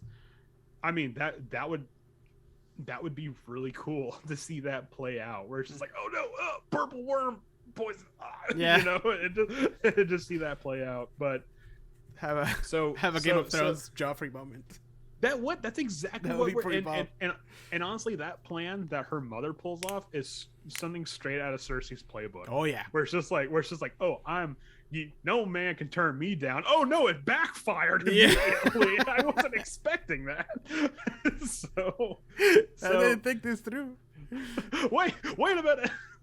I should have thought about this more clearly. So we have Ivana, who is like this beautiful, ambitious, brilliant, but evil alchemist, and then we have Ivan, who is, I mean, this like to have the full effect of Ivan, you probably wouldn't even see him until the 11th hour, because what Ivan is that he's brilliant in his own way, because he can make clockwork soldiers and machinations and stuff like that. But he's also described as being lazy and childish. Yeah. Specifically childish. To the point that... Go ahead. What's up? No, I was going to say to a degree that is like borderline creepy. Like, well... No, it's not borderline. It's creepy, yeah. Yeah.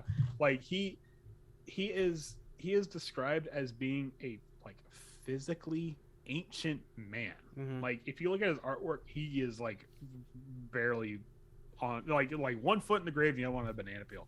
But...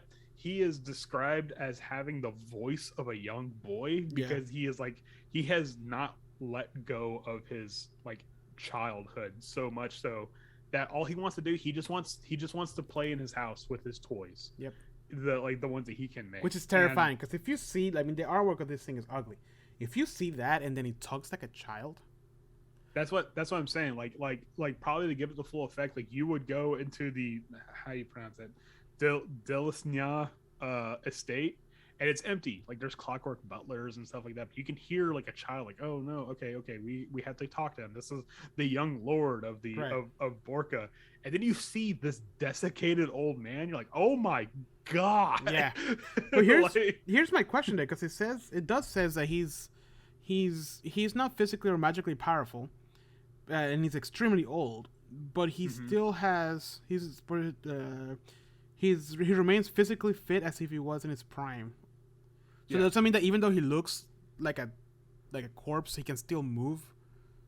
Yes. If he wanted to? Just for the creepy factor, I would say yes. Just for the fact that he looks like a desiccated old man, but he's probably as spry as the noble statistics would give him. That's crazy. But he's also really good at mimicry. Like he can mimic voices very well. But another thing is that he has the ability to more or less keep tabs on letters that he sends out, because he can write a letter. I thought that was cool. And he can know within a mile, like not exactly where that letter is, but where the letter is approximately at. Yeah. So I would imagine the adventure probably kicks off that he writes you a letter, and because he's a child, quote unquote, a child, he'd be like, oh, my evil older cousin is trying to poison me, blah blah blah. So then he'd be like keeping tab, like, okay, he's in this estate somewhere. I obviously can't point out exactly where he's at, but and so it's weird because he's described as emotionally stunted but still brilliant. So he can probably still play the chess master role in the same way as well. But even then, so what his unspeakable act was that he was lined up to be the heir to the Borca throne, unbeknownst to him. He didn't know that, actually. And I think either his sister was sent or he was going to be sent to a boarding school. I was actually kind of unclear on that. And that was just like the last straw. Well, that's because his sister was like the only person that you like play with. Would play with him. Friends with him, yeah. Yeah, so he was going to lose his only playmate, and that was just the last straw. And he sent his clockwork creations to kill his entire family in a night, including his sister. Yeah. So that was the same night that Ivana poisoned the remainder of her family, and so because of that secured his spot as the Dark Lord of Borca. I like one of his torment is that he's alone and the solitude terrifies him, which he did it to himself type situation, Yeah, exactly. And it's weird because it's like, I'm not saying I understand Ivana, but it's like, all right, like her motivations are a little bit more understable. Whereas like Ivan's like, you're just fucked up, man. Mm-hmm. Like you're just reminds me a nutcase. The attitude of that kid from Game of Thrones. You know what I'm talking about? Which kid? The one that was still breastfeeding and he was like 10. Oh yeah, the one that's part of the Airy. God, what's his name? Anyways, yeah, that's Tom. Was it Tom? No, it wasn't Tom. I know who you're talking about, but I know that's exactly it. Like, give this guy the Airy, but make it magical and dark, and boom, you got Ivan. Mm-hmm. And so I don't know how would you play an adventure in this setting?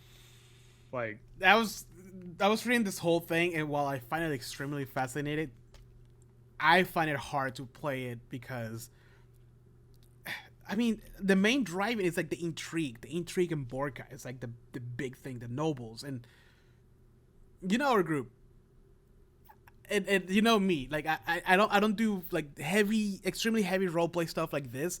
For me to keep track of all that will drive me insane. I will have to like really find some sort of like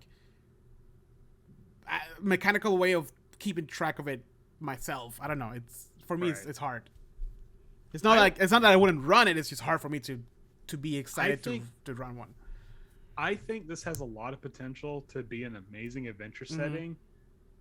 with the right table and Yeah. the right mentality and the right level of energy, because there's almost no potential for combat Yeah. in this setting. And so that's probably going to be something like session 0, like, hey, look, no combat, don't worry about combat, like I need you to focus on like being like a spy, like like probably being like an assassin rogue would or like a bard, like a lot of charisma based stuff would probably like shine in this like setting. quite literally, like the way is to find leverage. There's a table for lethal leverage. Yeah, there is. There actually is a table for how to like screw over your opponent politically, or get screwed over politically. So I mean, this is I want to run a setting in this, but this is definitely something that like right now I do not have the experience to do something like this. Yeah. Like this is definitely gonna have to be down the road. I feel like this is something like Robert would really enjoy. Robert would probably really enjoy it. And honestly, Robert would probably be the best one to run this. So Robert, if you're listening, start writing. So all right, so next, the carnival. So the main guy in the carnival. All right, so on the Darkon. It's like a whole nother hour of your face just like, oh my god, like you're making faces. Description of the carnival. Just like in a bag. And then as soon as the peep stops, you're like, and you're gonna run that? To be fair, the only thing I read about the carnival was body horror. I'm like, and we're done. Yes. I'm like, I don't want to read any more about that. So shit. Yeah, we're gonna skip the carnival only because it's part of the Witchlight setting. We're like, no. Yeah, I don't want to spoil. I don't want to spoil myself. Yeah, I don't trust myself to not metagame. Yeah.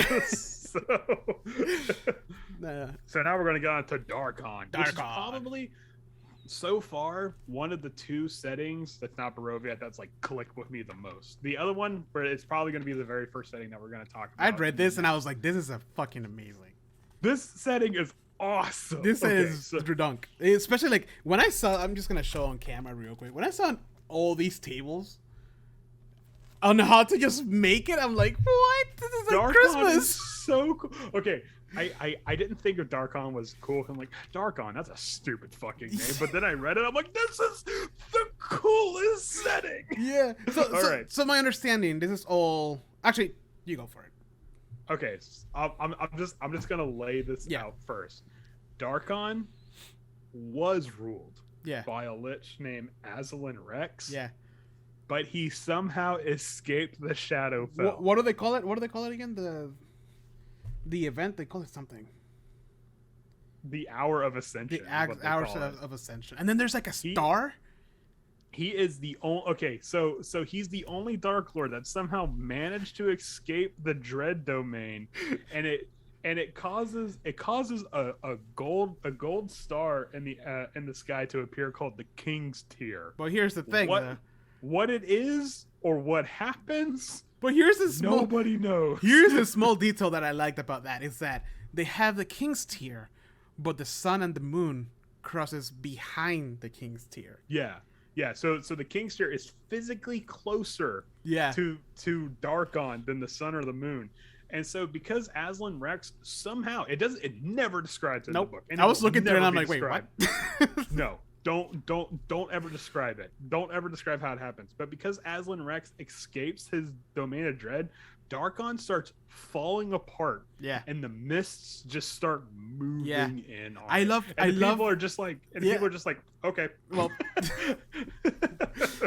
it describes that the people here are just more worried about their day-to-day time. They're not paying attention to anything else. That's the thing. That's the cool part about it is that these guys are just living their lives. And if you look at the map, it is sectioned off because the mist has cut off parts of the world. Yeah. And it's like on the bay. This is the part that made me geek out the most. It describes that on the bay, the secret police of Aslan Rex is too busy with investigations to deal with the encroaching mist. And I'm like, wait a minute. I like to imagine that they're we're in an apocalyptic setting and there's a secret police. I just like to imagine that these guys are just working their day to day, and they're literally the mist is just destroying everything around them. They just scooch to the left to keep investigating. Yeah, just oh man, come on, man. They're not mining, but it also describes that there's there's a like a private eye, and like Darkon and stuff like that. And by the way, fun fact, Darkon, that's where Rudolf van Richten came from. He was born in Darkon. Really? Yeah. Oh. Yeah. So yeah, he came from Darkon and then he got the fuck out. So, maybe he is the Lich. No, he's not the Lich. But I think, okay, so right off the bat, I think Darkon would be great to not have. I mean, there's obviously tons of potential to have like this amazing, like big scope. Like, we gotta save Darkon because these innocent people are dying here. Yeah. But I think it would also be great to have like a sort of a day in the life of like an investigator in Darkon, where it's just like they're chasing a criminal. It's like, shit, he got into the mist. Like, well, he's gonna die anyway. So yeah, I mean, case closed. Wait, but yeah. But my understanding here is that during the day, people can cross the mist. Right? Or am I crazy? At night is when it's dangerous. No, at night at night, anyone that dies comes back as a zombie. Ooh. The Shroud. Yeah. So during the day, the mist surrounding Darken can be traveled as normal, allowing creatures to travel between domains or regions of Darken itself. At night, though, the mist surrounding the domain turns deadly and encroaches on the land, sometimes by infinitesimal degrees. Oh, cool. Wait, so you can leave the domain? Well, yeah, you can't because there's no one there to.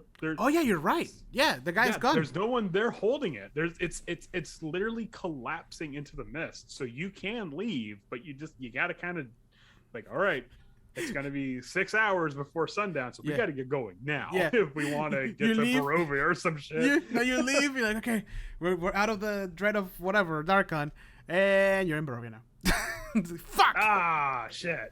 out of the frying pan and into the fire. Yeah. Borka! No. It's okay. We can become nobles, I guess. So I think what's really cool is that there is kind of a political quote unquote struggle happening where these three baddies are trying to fill the vacuum of power that Aslan Rex left. Unbeknownst to them, that if they become the next Dark Lord, they're screwed. Yeah. But they're just like, nope, I want the power all for me. Yep. So, and one of them is a vampire by the name of Alcio Metis, which is actually I think younger sister to Baron Metis, which is the very first vampire that Rudolf van Richten killed. Oh, snap. That's the vampire that killed his son. So that's what kicked off the whole monster hunting career. So this is actually, for any fanboys of Rudolf van Richten, like, this is the place to go.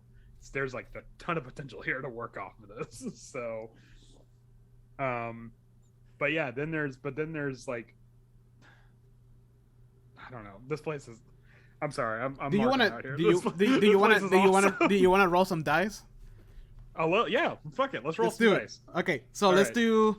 Okay, so when Aslan disappear during the hour of ascension, Darkon lost his Dark Lord, and the phenomenon called. Just tell me what dice I need. The Shroud began consuming the domain. When preparing your campaign, use the Darkon's destruction and Azalin's fate tables to establish the idea of why Darkon is being destroyed. Okay, D4.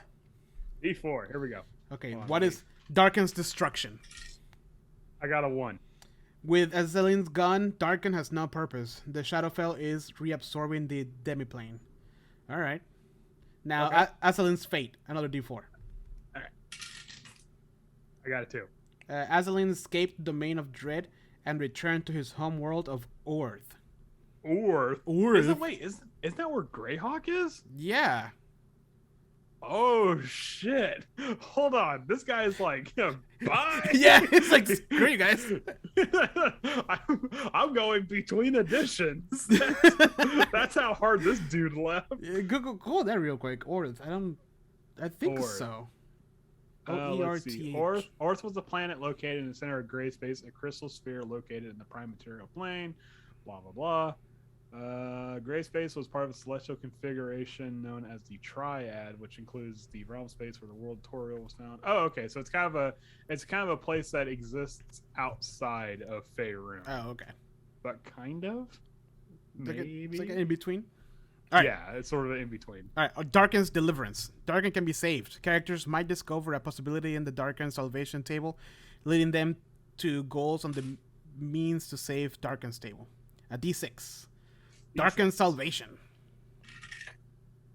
I got another 2. Present the dark powers a worthy new Dark Lord. Ooh. That's when that's cool. That's cool. Where it's like, okay, we're not gonna fight the Dark Lord. We're gonna pump him up. We're gonna host a pep rally. Yeah. Let's have posters to like vote for whatever. You got this, Alcio. Yeah. Beat the shit out of him. All right, means to save Darken. Another D6. D6? Mm-hmm. Hold on. I keep rolling 1s or 2s. Okay, I got a 5. The apparatus. See the. Okay. Wait, hold on. That's in a later domain. Okay. I'm gonna re-roll that one. Okay, I got a 6. The blood of Strahd von Severus. Fundamental to the nature of the mains of dread. Oh my god. Well, that escalated quickly. This just writes itself. Oh, you just need, the blood of Strahd. Why not? Yeah. Oh shit. Dang. And so that would actually be a really cool way to be like, okay, this adventure takes place in Darkon, and then we're going to. Nope, never mind. We're playing Curse of Strahd. Wait, does this mean that you can convince Strahd to be the new Lord of Darken? He can't leave Barovia. That's the problem. Well, what if he consumes Darken into Barovia? No, Darken doesn't get consumed. It just, it does get consumed, it but disappears. Not like Barovia. Yeah. Wait, so we rolled a, what is it? Means to save Darken. Right. So Darken salvation is to present a worthy new Dark Lord. All right. So desperate allies and rivals. The Darken allies tables describe characters and groups who strive to save the domain, while the Darken rivals table notes those who scheme to ruin it. All right. So what allies do we have? Give me a D6. D6? Yeah. All right. I got a 5. The Ray Agency, investigators based in Martyra Bay. Nice. How about Darken rivals? Okay, so then a team of investigators is going to help you try to save Darkon. This is so cool. It's like this weird, like, post-apocalyptic noir dark fantasy setting. I love it. All right, Darken rivals. And then rivals. D6. Yeah. I got a 2. 2. Darkulus Rex and the Eternal Order. Wait, isn't one of the big guys? Yeah, Darkulus Rex is one of the 3 that's trying to vie for power in Darkon. So he's opposing you and your group of investigators to figure out a way to save. Now, why would this guy try? Does he want to become the Dark Lord himself, or? Well, Darkulus Rex. First of all, Darkulus Rex is the she. Oh, sorry. Okay. And Darkulus Rex, she took the name Rex because she's like, no, I'm the next king. Okay, like, so obviously. so she wants to be the next. Oh, but at that point, why wouldn't you be like, okay, fine, then you be the next one? Well, because maybe like you have to remember, like you're trying to save Darkon too. Like there are not everyone in Darkon is like worthy, a dick. Also the keyword on the salvation is a worthy Neo Dark Lord.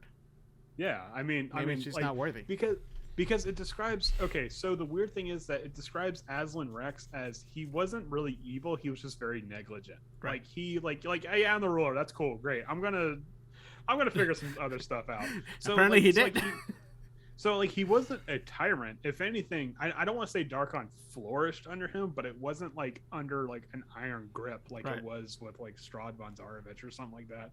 So maybe you need to find someone that's like, all right, we just kind of need you to do the same thing. We just 4 more years. That's all. Yeah.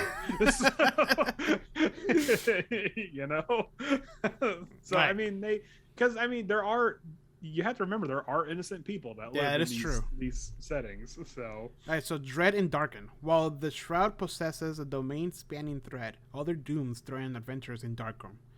Consider the grim omens and lurking terrors on the Dread in the Darkroom table as recurring threats in your adventures. All right, Before we D6. go, okay, hold on. Before we go any further, because the artwork just remind me of this. It does describe how the Hour of Ascension, Oh, yeah. Aslan Rex's castle blew up, but then stopped halfway through explosion. So it's just this floating like pieces of concrete and stone and stuff. It just Yeah, I love it's this setting so much. Oh, and you have to find the secrets there. Like, how do you get there? Oh, like You have jumping to, like, from bit leap. to bit. Yeah. Yeah. Leap between rubble and stuff. Oh my gosh. All right, D6. I got another 5. The dead of Darken wish to aid the characters, flocking to them in a growing legion. Now that's interesting. Do the characters know that they're trying to help? Maybe not. If a legion of undead that is would approaching the characters, That would be so cool. Like, oh no, wait. wait. Die zombie. man, we're trying to help you. You keep killing us. Yeah, a bunch of assholes. All right, Darken's final fate. While planning your adventure in Darken, keep the end of the campaign in mind. Your plans for this climax might change multiple times during the campaign, shifting with the character's actions and goals. The suggestions on the Darken's finale table offer conclusions that can guide your adventures. D6. There we go. D6. I got a 3.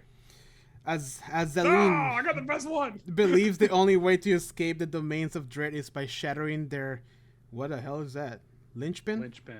The first domain, Barovia.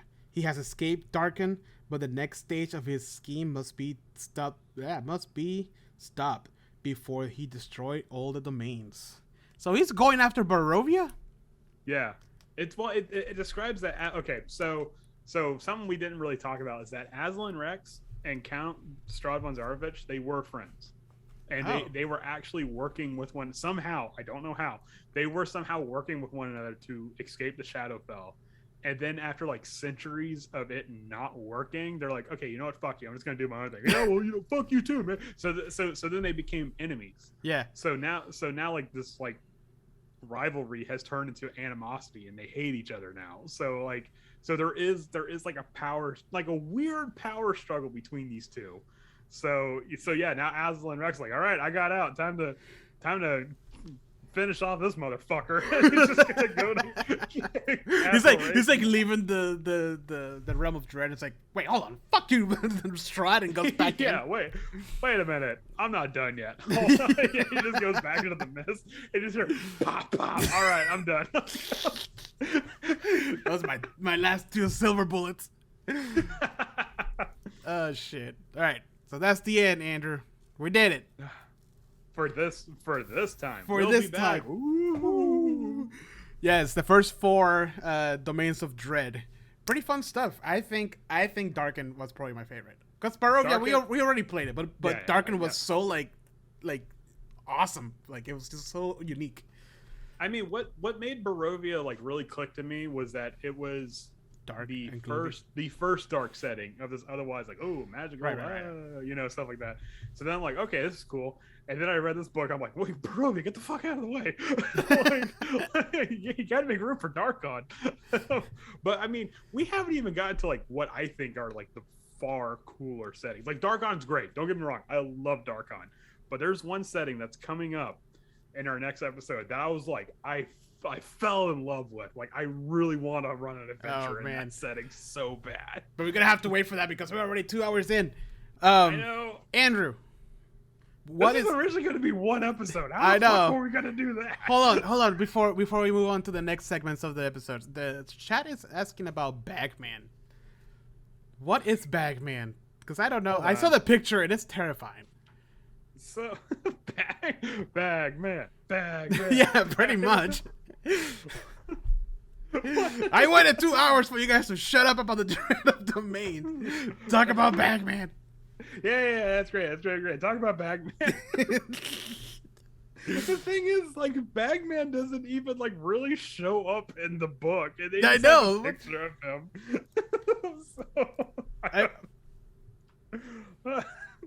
I don't know. Hold on. Is this part of something I'm not aware of?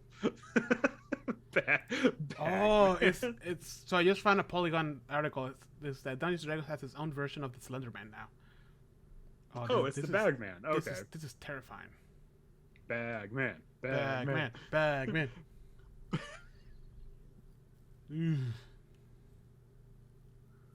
Oh shit.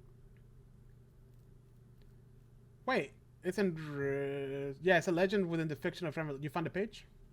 Yeah, I'm getting it right now.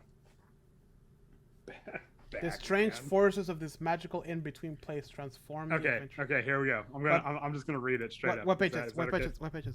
225. Wait, no, too fast. All right. Wait, let me get there. Oh, it's terrifying. Are you ready for this? Creating unique nightmares is the name of the chapter. Can we get like some really spooky music behind this? Yeah. I got you. Okay. Yeah, go for it. All right. Beware the Bagman. The Bagman is an urban legend about an adventurer who sought to escape doom by abandoning his party and hiding inside a bag of holding. When he tried to leave, though, he became lost amid a constantly increasing number of extra-dimensional storage spaces. Over time, the strange forces of this magical in-between place transformed the adventurer to a monstrous creature. Now, every night, the Bagman slips out from a random bag of holding. If he doesn't find his home, he drags someone back into his bag with him and leaves behind some trinket from his hidden kingdom of lost junk. Some say that you speak too loudly over an open bag of holding or whisper, "Follow my voice," into a magical storage space 3 times, the Bagman will come for you. Any character might know the story of the Bagman. What the Bagman is and how you use this urban legend is up to you. Is there truly a Bagman, or is he just a story? If an object vanishes overnight or someone finds something that isn't theirs in a bag of holding, is the Bagman to blame? Is the Bagman just a monster that preys on adventurers, or is he the Dark Lord of his own hidden domain? The possibilities for horror adventures are endless, and nowhere, especially not adventurers' gear, is safe. Bagman, dude, Bagman. The picture they use. I just gotta show it on stream. I know. There's another picture of the Bagman too. Yeah, like the arms are like popping out. Yeah, popping out of the bag. Yeah, that's just terrifying, honestly. Bagman. No, I would. Okay, first of all, no stats for Bagman. No, he just is or isn't. Yeah. So just have it be like, hey, I'm gonna go. Wait a minute, didn't we have rations in this bag? Where did they go? Oh man, like that's terrifying. Or you know what? I would just roll like a D100, like a percentage. Like, is your bag of holding like haunted by the bag? And just be like, hey, I'm gonna reach this. Oh no! Like, he's gone. Where did he go? We lost the fighter. All right. Who knows? You need to roll a new character. That's what I get. That's what you get for rolling a fighter in Borka. I told you. This is all a cautionary tale as to what happens when you try to split the party. Okay. Yeah, don't split the party, especially when one of them's holding the bag of holding. Yeah. Oh man, I love that. Not even your own equipment is safe in the Shadowfell. You reach your hand into the bag of holding trying to get something, and you feel like your hands touching you. Like, yes, I'm just. Yeah, you reach it. Hold hands. You'll be in my heart. The Bagman just starts like caressing your. You're so just like maybe all the Bagman needed was a friend, and there's like little like blush marks under the Bagman's eyes. Oh man! All right, Andrew, we're 2 hours in. Everybody asks what is the Bagman, but nobody asks how is the Bagman. Andrew, this is the longest episode I think we've done. We need to move on to our next section. And we're not even done with this book. We've only scratched the surface. So we don't have news because I haven't kept up with the news recently. Wait a minute. We do have news. Kind of. What? Sort of. What? Well, you're... Okay. So, A Talk of Opportunity is now streaming video games. That's right. Tuesdays and Thursdays. Yes. So... I host on Tuesdays and Alex hosts on Thursdays. It's called... And we might have guest hosts. We have heard some people talking about how they'd like to jump in every now and then. So, yes, and we have the new that's two news. The new segment is called Epic Library of Epic Games, and the whole concept is that I've been collecting free games from Epic Store for the past like 2 years. So my library is huge. And I am going to go through every single one of them, and you guys can join me in that journey. He's gonna go through them alphabetically. Not really. Well, yeah, actually kind of alphabetically. You started with A. Absolutely, yeah. So there's that. So, I even made a spreadsheet and everything and shared it with Alex. Like, so. Did you really? Yeah. Cool. So we can mark the games that we're gonna go through. So make sure to join us on Tuesdays and Thursdays, only for 2 or 3 hours maybe. I don't know. And then this Wednesday though, because so you did Abzu, and then he did what? Apex Curse. Legends, No, he did Curse something. It was like an Apex Legend type thing, battle royale, but with like guns and magic. Oh, okay. Yeah. But this Wednesday though, we don't have Dungeons and Dragons. Sad. Because it's Alex's birthday, so like, you know, they're gonna go out and do things and stuff, which is understandable, I guess.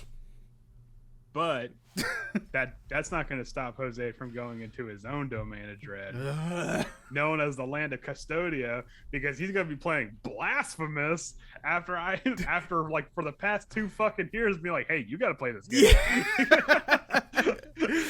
Yes, and it's going to be great because I don't play side scrollers and I don't play dark games. So Andrew is like, hey, check out this game.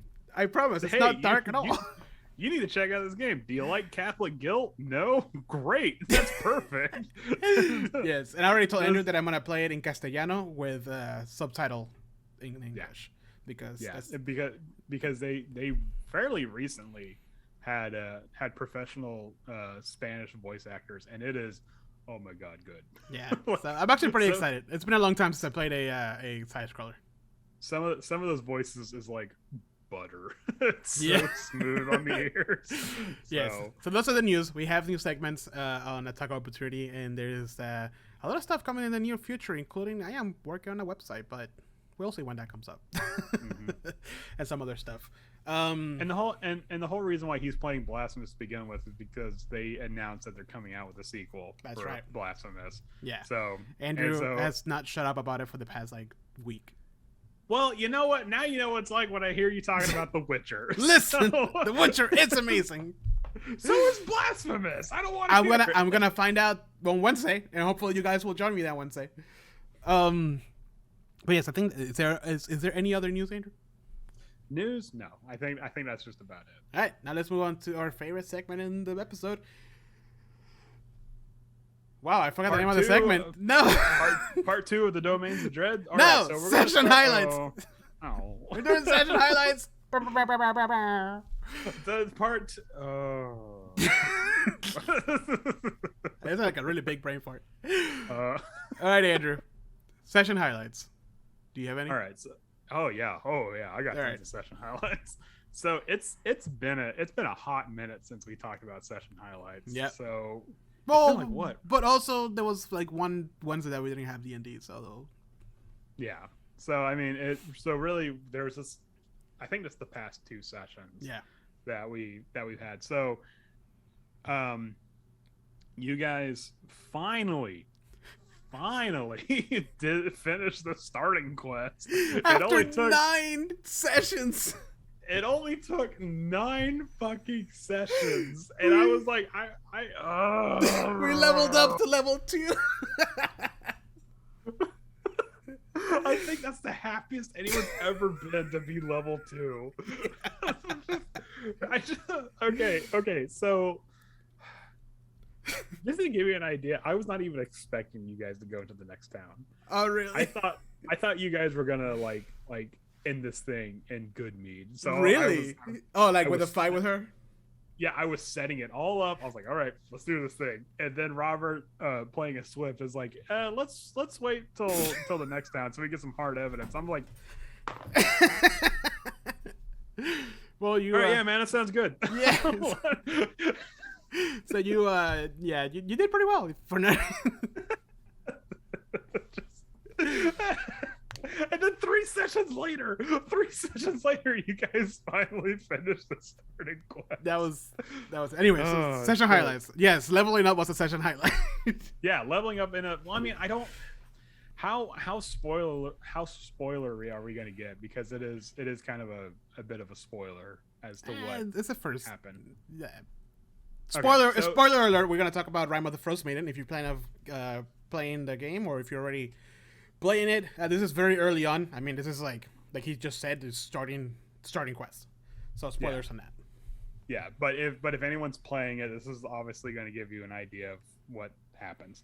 So you guys finally found and confronted the murderers of Ten Towns, and the battle itself was actually, it went a lot smoother than I thought it did, because I'm going to pull back the curtain a bit. There were a lot of people being like, hey, you should probably tone down the stat block for him, because this is a really hard fight for a level 1 fight. I'm like, no, fuck this. I did the exact same thing that you did with Baldur's Gate. Like, nope, I'm running this bitch as is and stuff like that. And so I was just like, okay, fine, whatever. We're just gonna do this. But you guys did really well. We were rolling hot. Yeah, those the dice were coming out hot for you guys, and they were kind of not so hot for me. But he did still manage to down 2 of you in a single hit.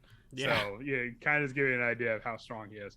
But I mean, that fight was awesome. I love the fact that the final hit on him was done with max damage on a crit. Yeah. Like just to really nail home, like, okay, no, we're killing this fucker right here, right now. But I think my session highlight would have to be, and I feel like I don't want to say like you're constantly part of the session highlight, but it's just, I don't know, your character seems to have the most sway over the story for some reason, because I'm a charisma based talker, I guess. But my favorite part of the session, or not my most favorite part, but the part that like kind of shocked me the most, was when everyone was in the tavern and they were trying to sort of spy on Torga, and you just blew everyone's cover. Like, everyone was being really sneaky and stuff, and like, oh, we're gonna eavesdrop. Well, you gotta set it up though. That was like the. I know. I will. Oh, okay. And so everyone's being real sneaky and eavesdropping on this conversation, and you go with Mittens on hands, the rogue, who's talking to like this wizard lady about a connection, a criminal connection. And while you're talking, the subject goes onto the orc stone that you have on your character, and that's when you learn you can attune to it, and that it's not just a purge rock, it's a magical item, and that you can, like, have magical powers to it. So your character being like 19 or something, we might have to roll back the age even further. No, 19 is what I said. He's actually even more childish now. So your character, being as excited as they are, loudly proclaims to the rest of the group, guys, I know what this stone does now. And the whole area goes silent, and everybody has eyes on you. because you just like shout at the top of your lungs, all excited and stuff. And then at that point, it was just pure improv. Like, it went off the rails, but not like in a bad way. It was just like, all right, let's just see how this happens. Characters are just going to do what characters are going to do, and then we're just going to go with that accordingly. And luckily, things resolved itself in a clean way, but it was still like, oh, fuck, this is happening. I saw your face. Oh, man. I saw the cold sweat on your forehead. You're gonna see a lot of cold sweat on my forehead during this campaign. I remember at one point I said that I was gonna fire a bolt her in the face, and everybody was just like, "You what? Wait, no, don't do that! Don't do that!" You're like, "No, I'm gonna do it. I'm gonna roll for it." No, wait, Jose, stop! Yeah. To be fair, that was all like part of the roleplay. There was reasons why I didn't say just because that's what my character would do.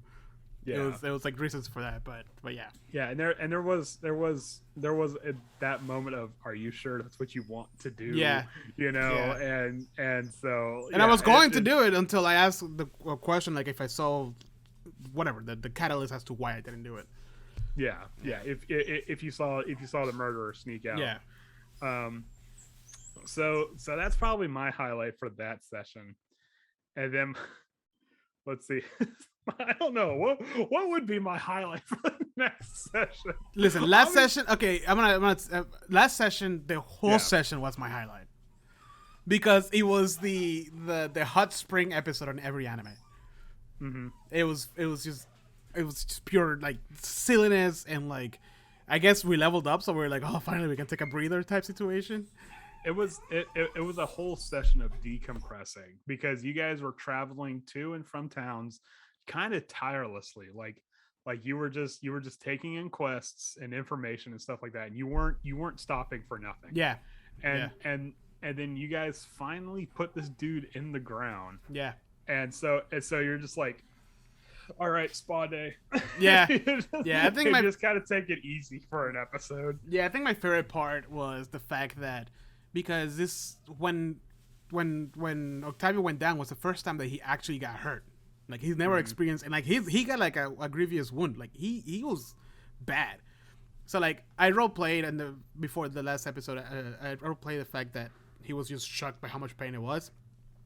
But then after that, I kind of like lighthearted a little bit. Like he was being like overly dramatic about being being in pain, like saying goodbye to everybody because he thought he was gonna die, even though he had full health. And then they put him to sleep, and like. Was it Swift? Swift carried me up to the room, and I'm just like, oh, whatever. It was so nice meeting you. Yeah. And to the afterlife now. And as soon as he like puts me in the bed, I just like knock the fuck out. So you guys role play this whole the whole episode is just ridiculous. You guys role play this whole thing about like how you guys have like you eat, you talk, and I'm just like in the room like pass the fuck out. And like I describe how my character sleep is a very heavy sleeper, but he just like kicks and like he like awkward positions and now because of the pain and like what he just experienced, now he has night terrors. I just we had to take a moment because I was laughing so fucking hard I was crying at one point. Because everybody splits like at the night. It's like, oh, we're gonna take this room. Who wants to take it room with Octavia? And everybody sleeps relatively normally. I say relatively because there's still little quirks. Yeah. like Gar doesn't sleep in a bed, and he said if there isn't a bed, I'm still in my shell, just on top of the bed and stuff. and what's it? Beery sleeps with like her bloody armor still on and stuff like that. Swift makes bread in the bed, and Mittens is the only one who sleeps normally for some reason. But then you got Octavio just like no. Just like kicking, he's screaming. He's just the worst fucking sleeper. And yeah, he wakes up fully rested. Yeah. But the best part about that whole thing is that because my pants got ripped and they were like my cold weather pants, so we had to get me new ones. But before that, Mins was like, hey, I want to acquire some pants. Yeah. And it was I think originally it was supposed to be like a quick little like, okay, roll this, so you find blah blah blah. But it turned into like a whole hour-long side quest for Mittens to get like pants. It was just he got me really big pants.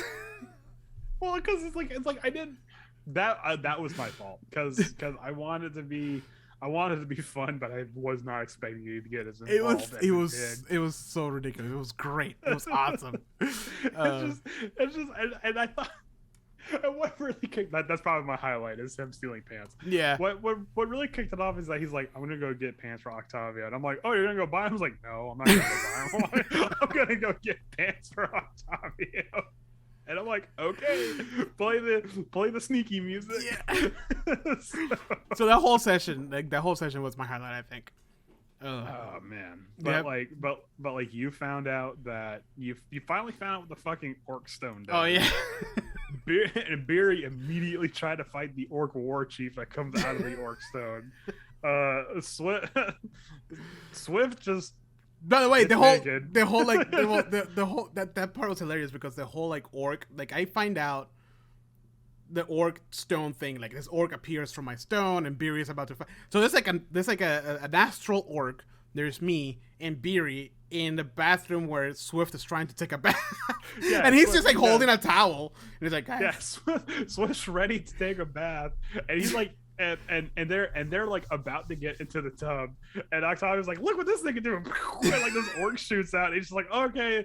And Swift's like, okay, that's cool. And then Beery comes in, and now they're just having a conversation, and Swift's just like, all right, I was.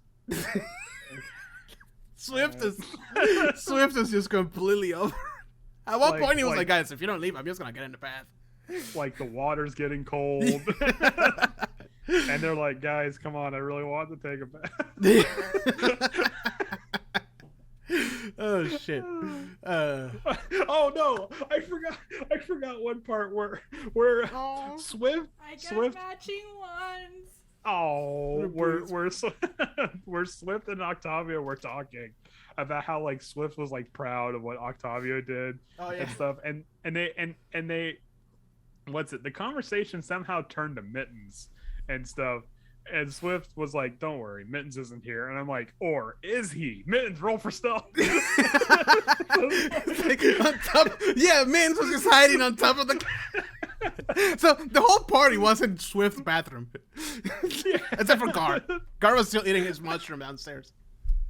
Oh shit! Yeah, that was great. That we really needed that episode. Just kind of like, all right, decompress a little bit.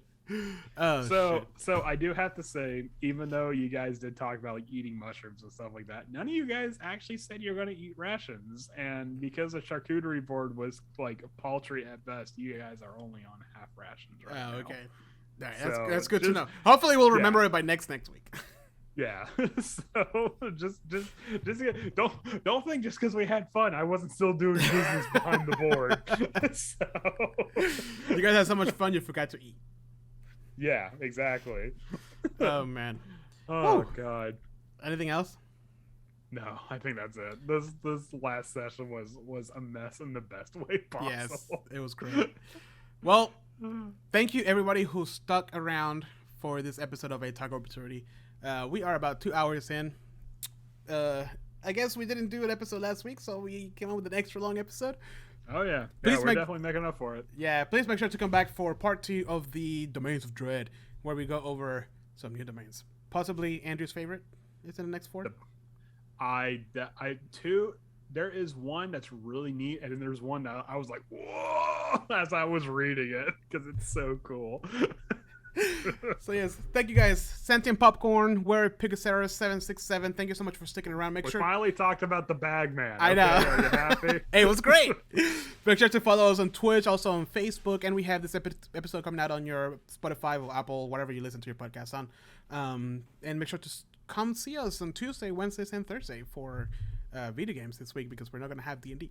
But yes, thank you guys so much. I hope you all have a wonderful night. As always, keep on gaming, and make sure to return to see the next episode. Disembodied hand. Oh yeah, bye Disembodied hand. And we'll see you guys. Actually, we'll see you on Tuesday, which is 2 days from now. But if we don't, that's tomorrow.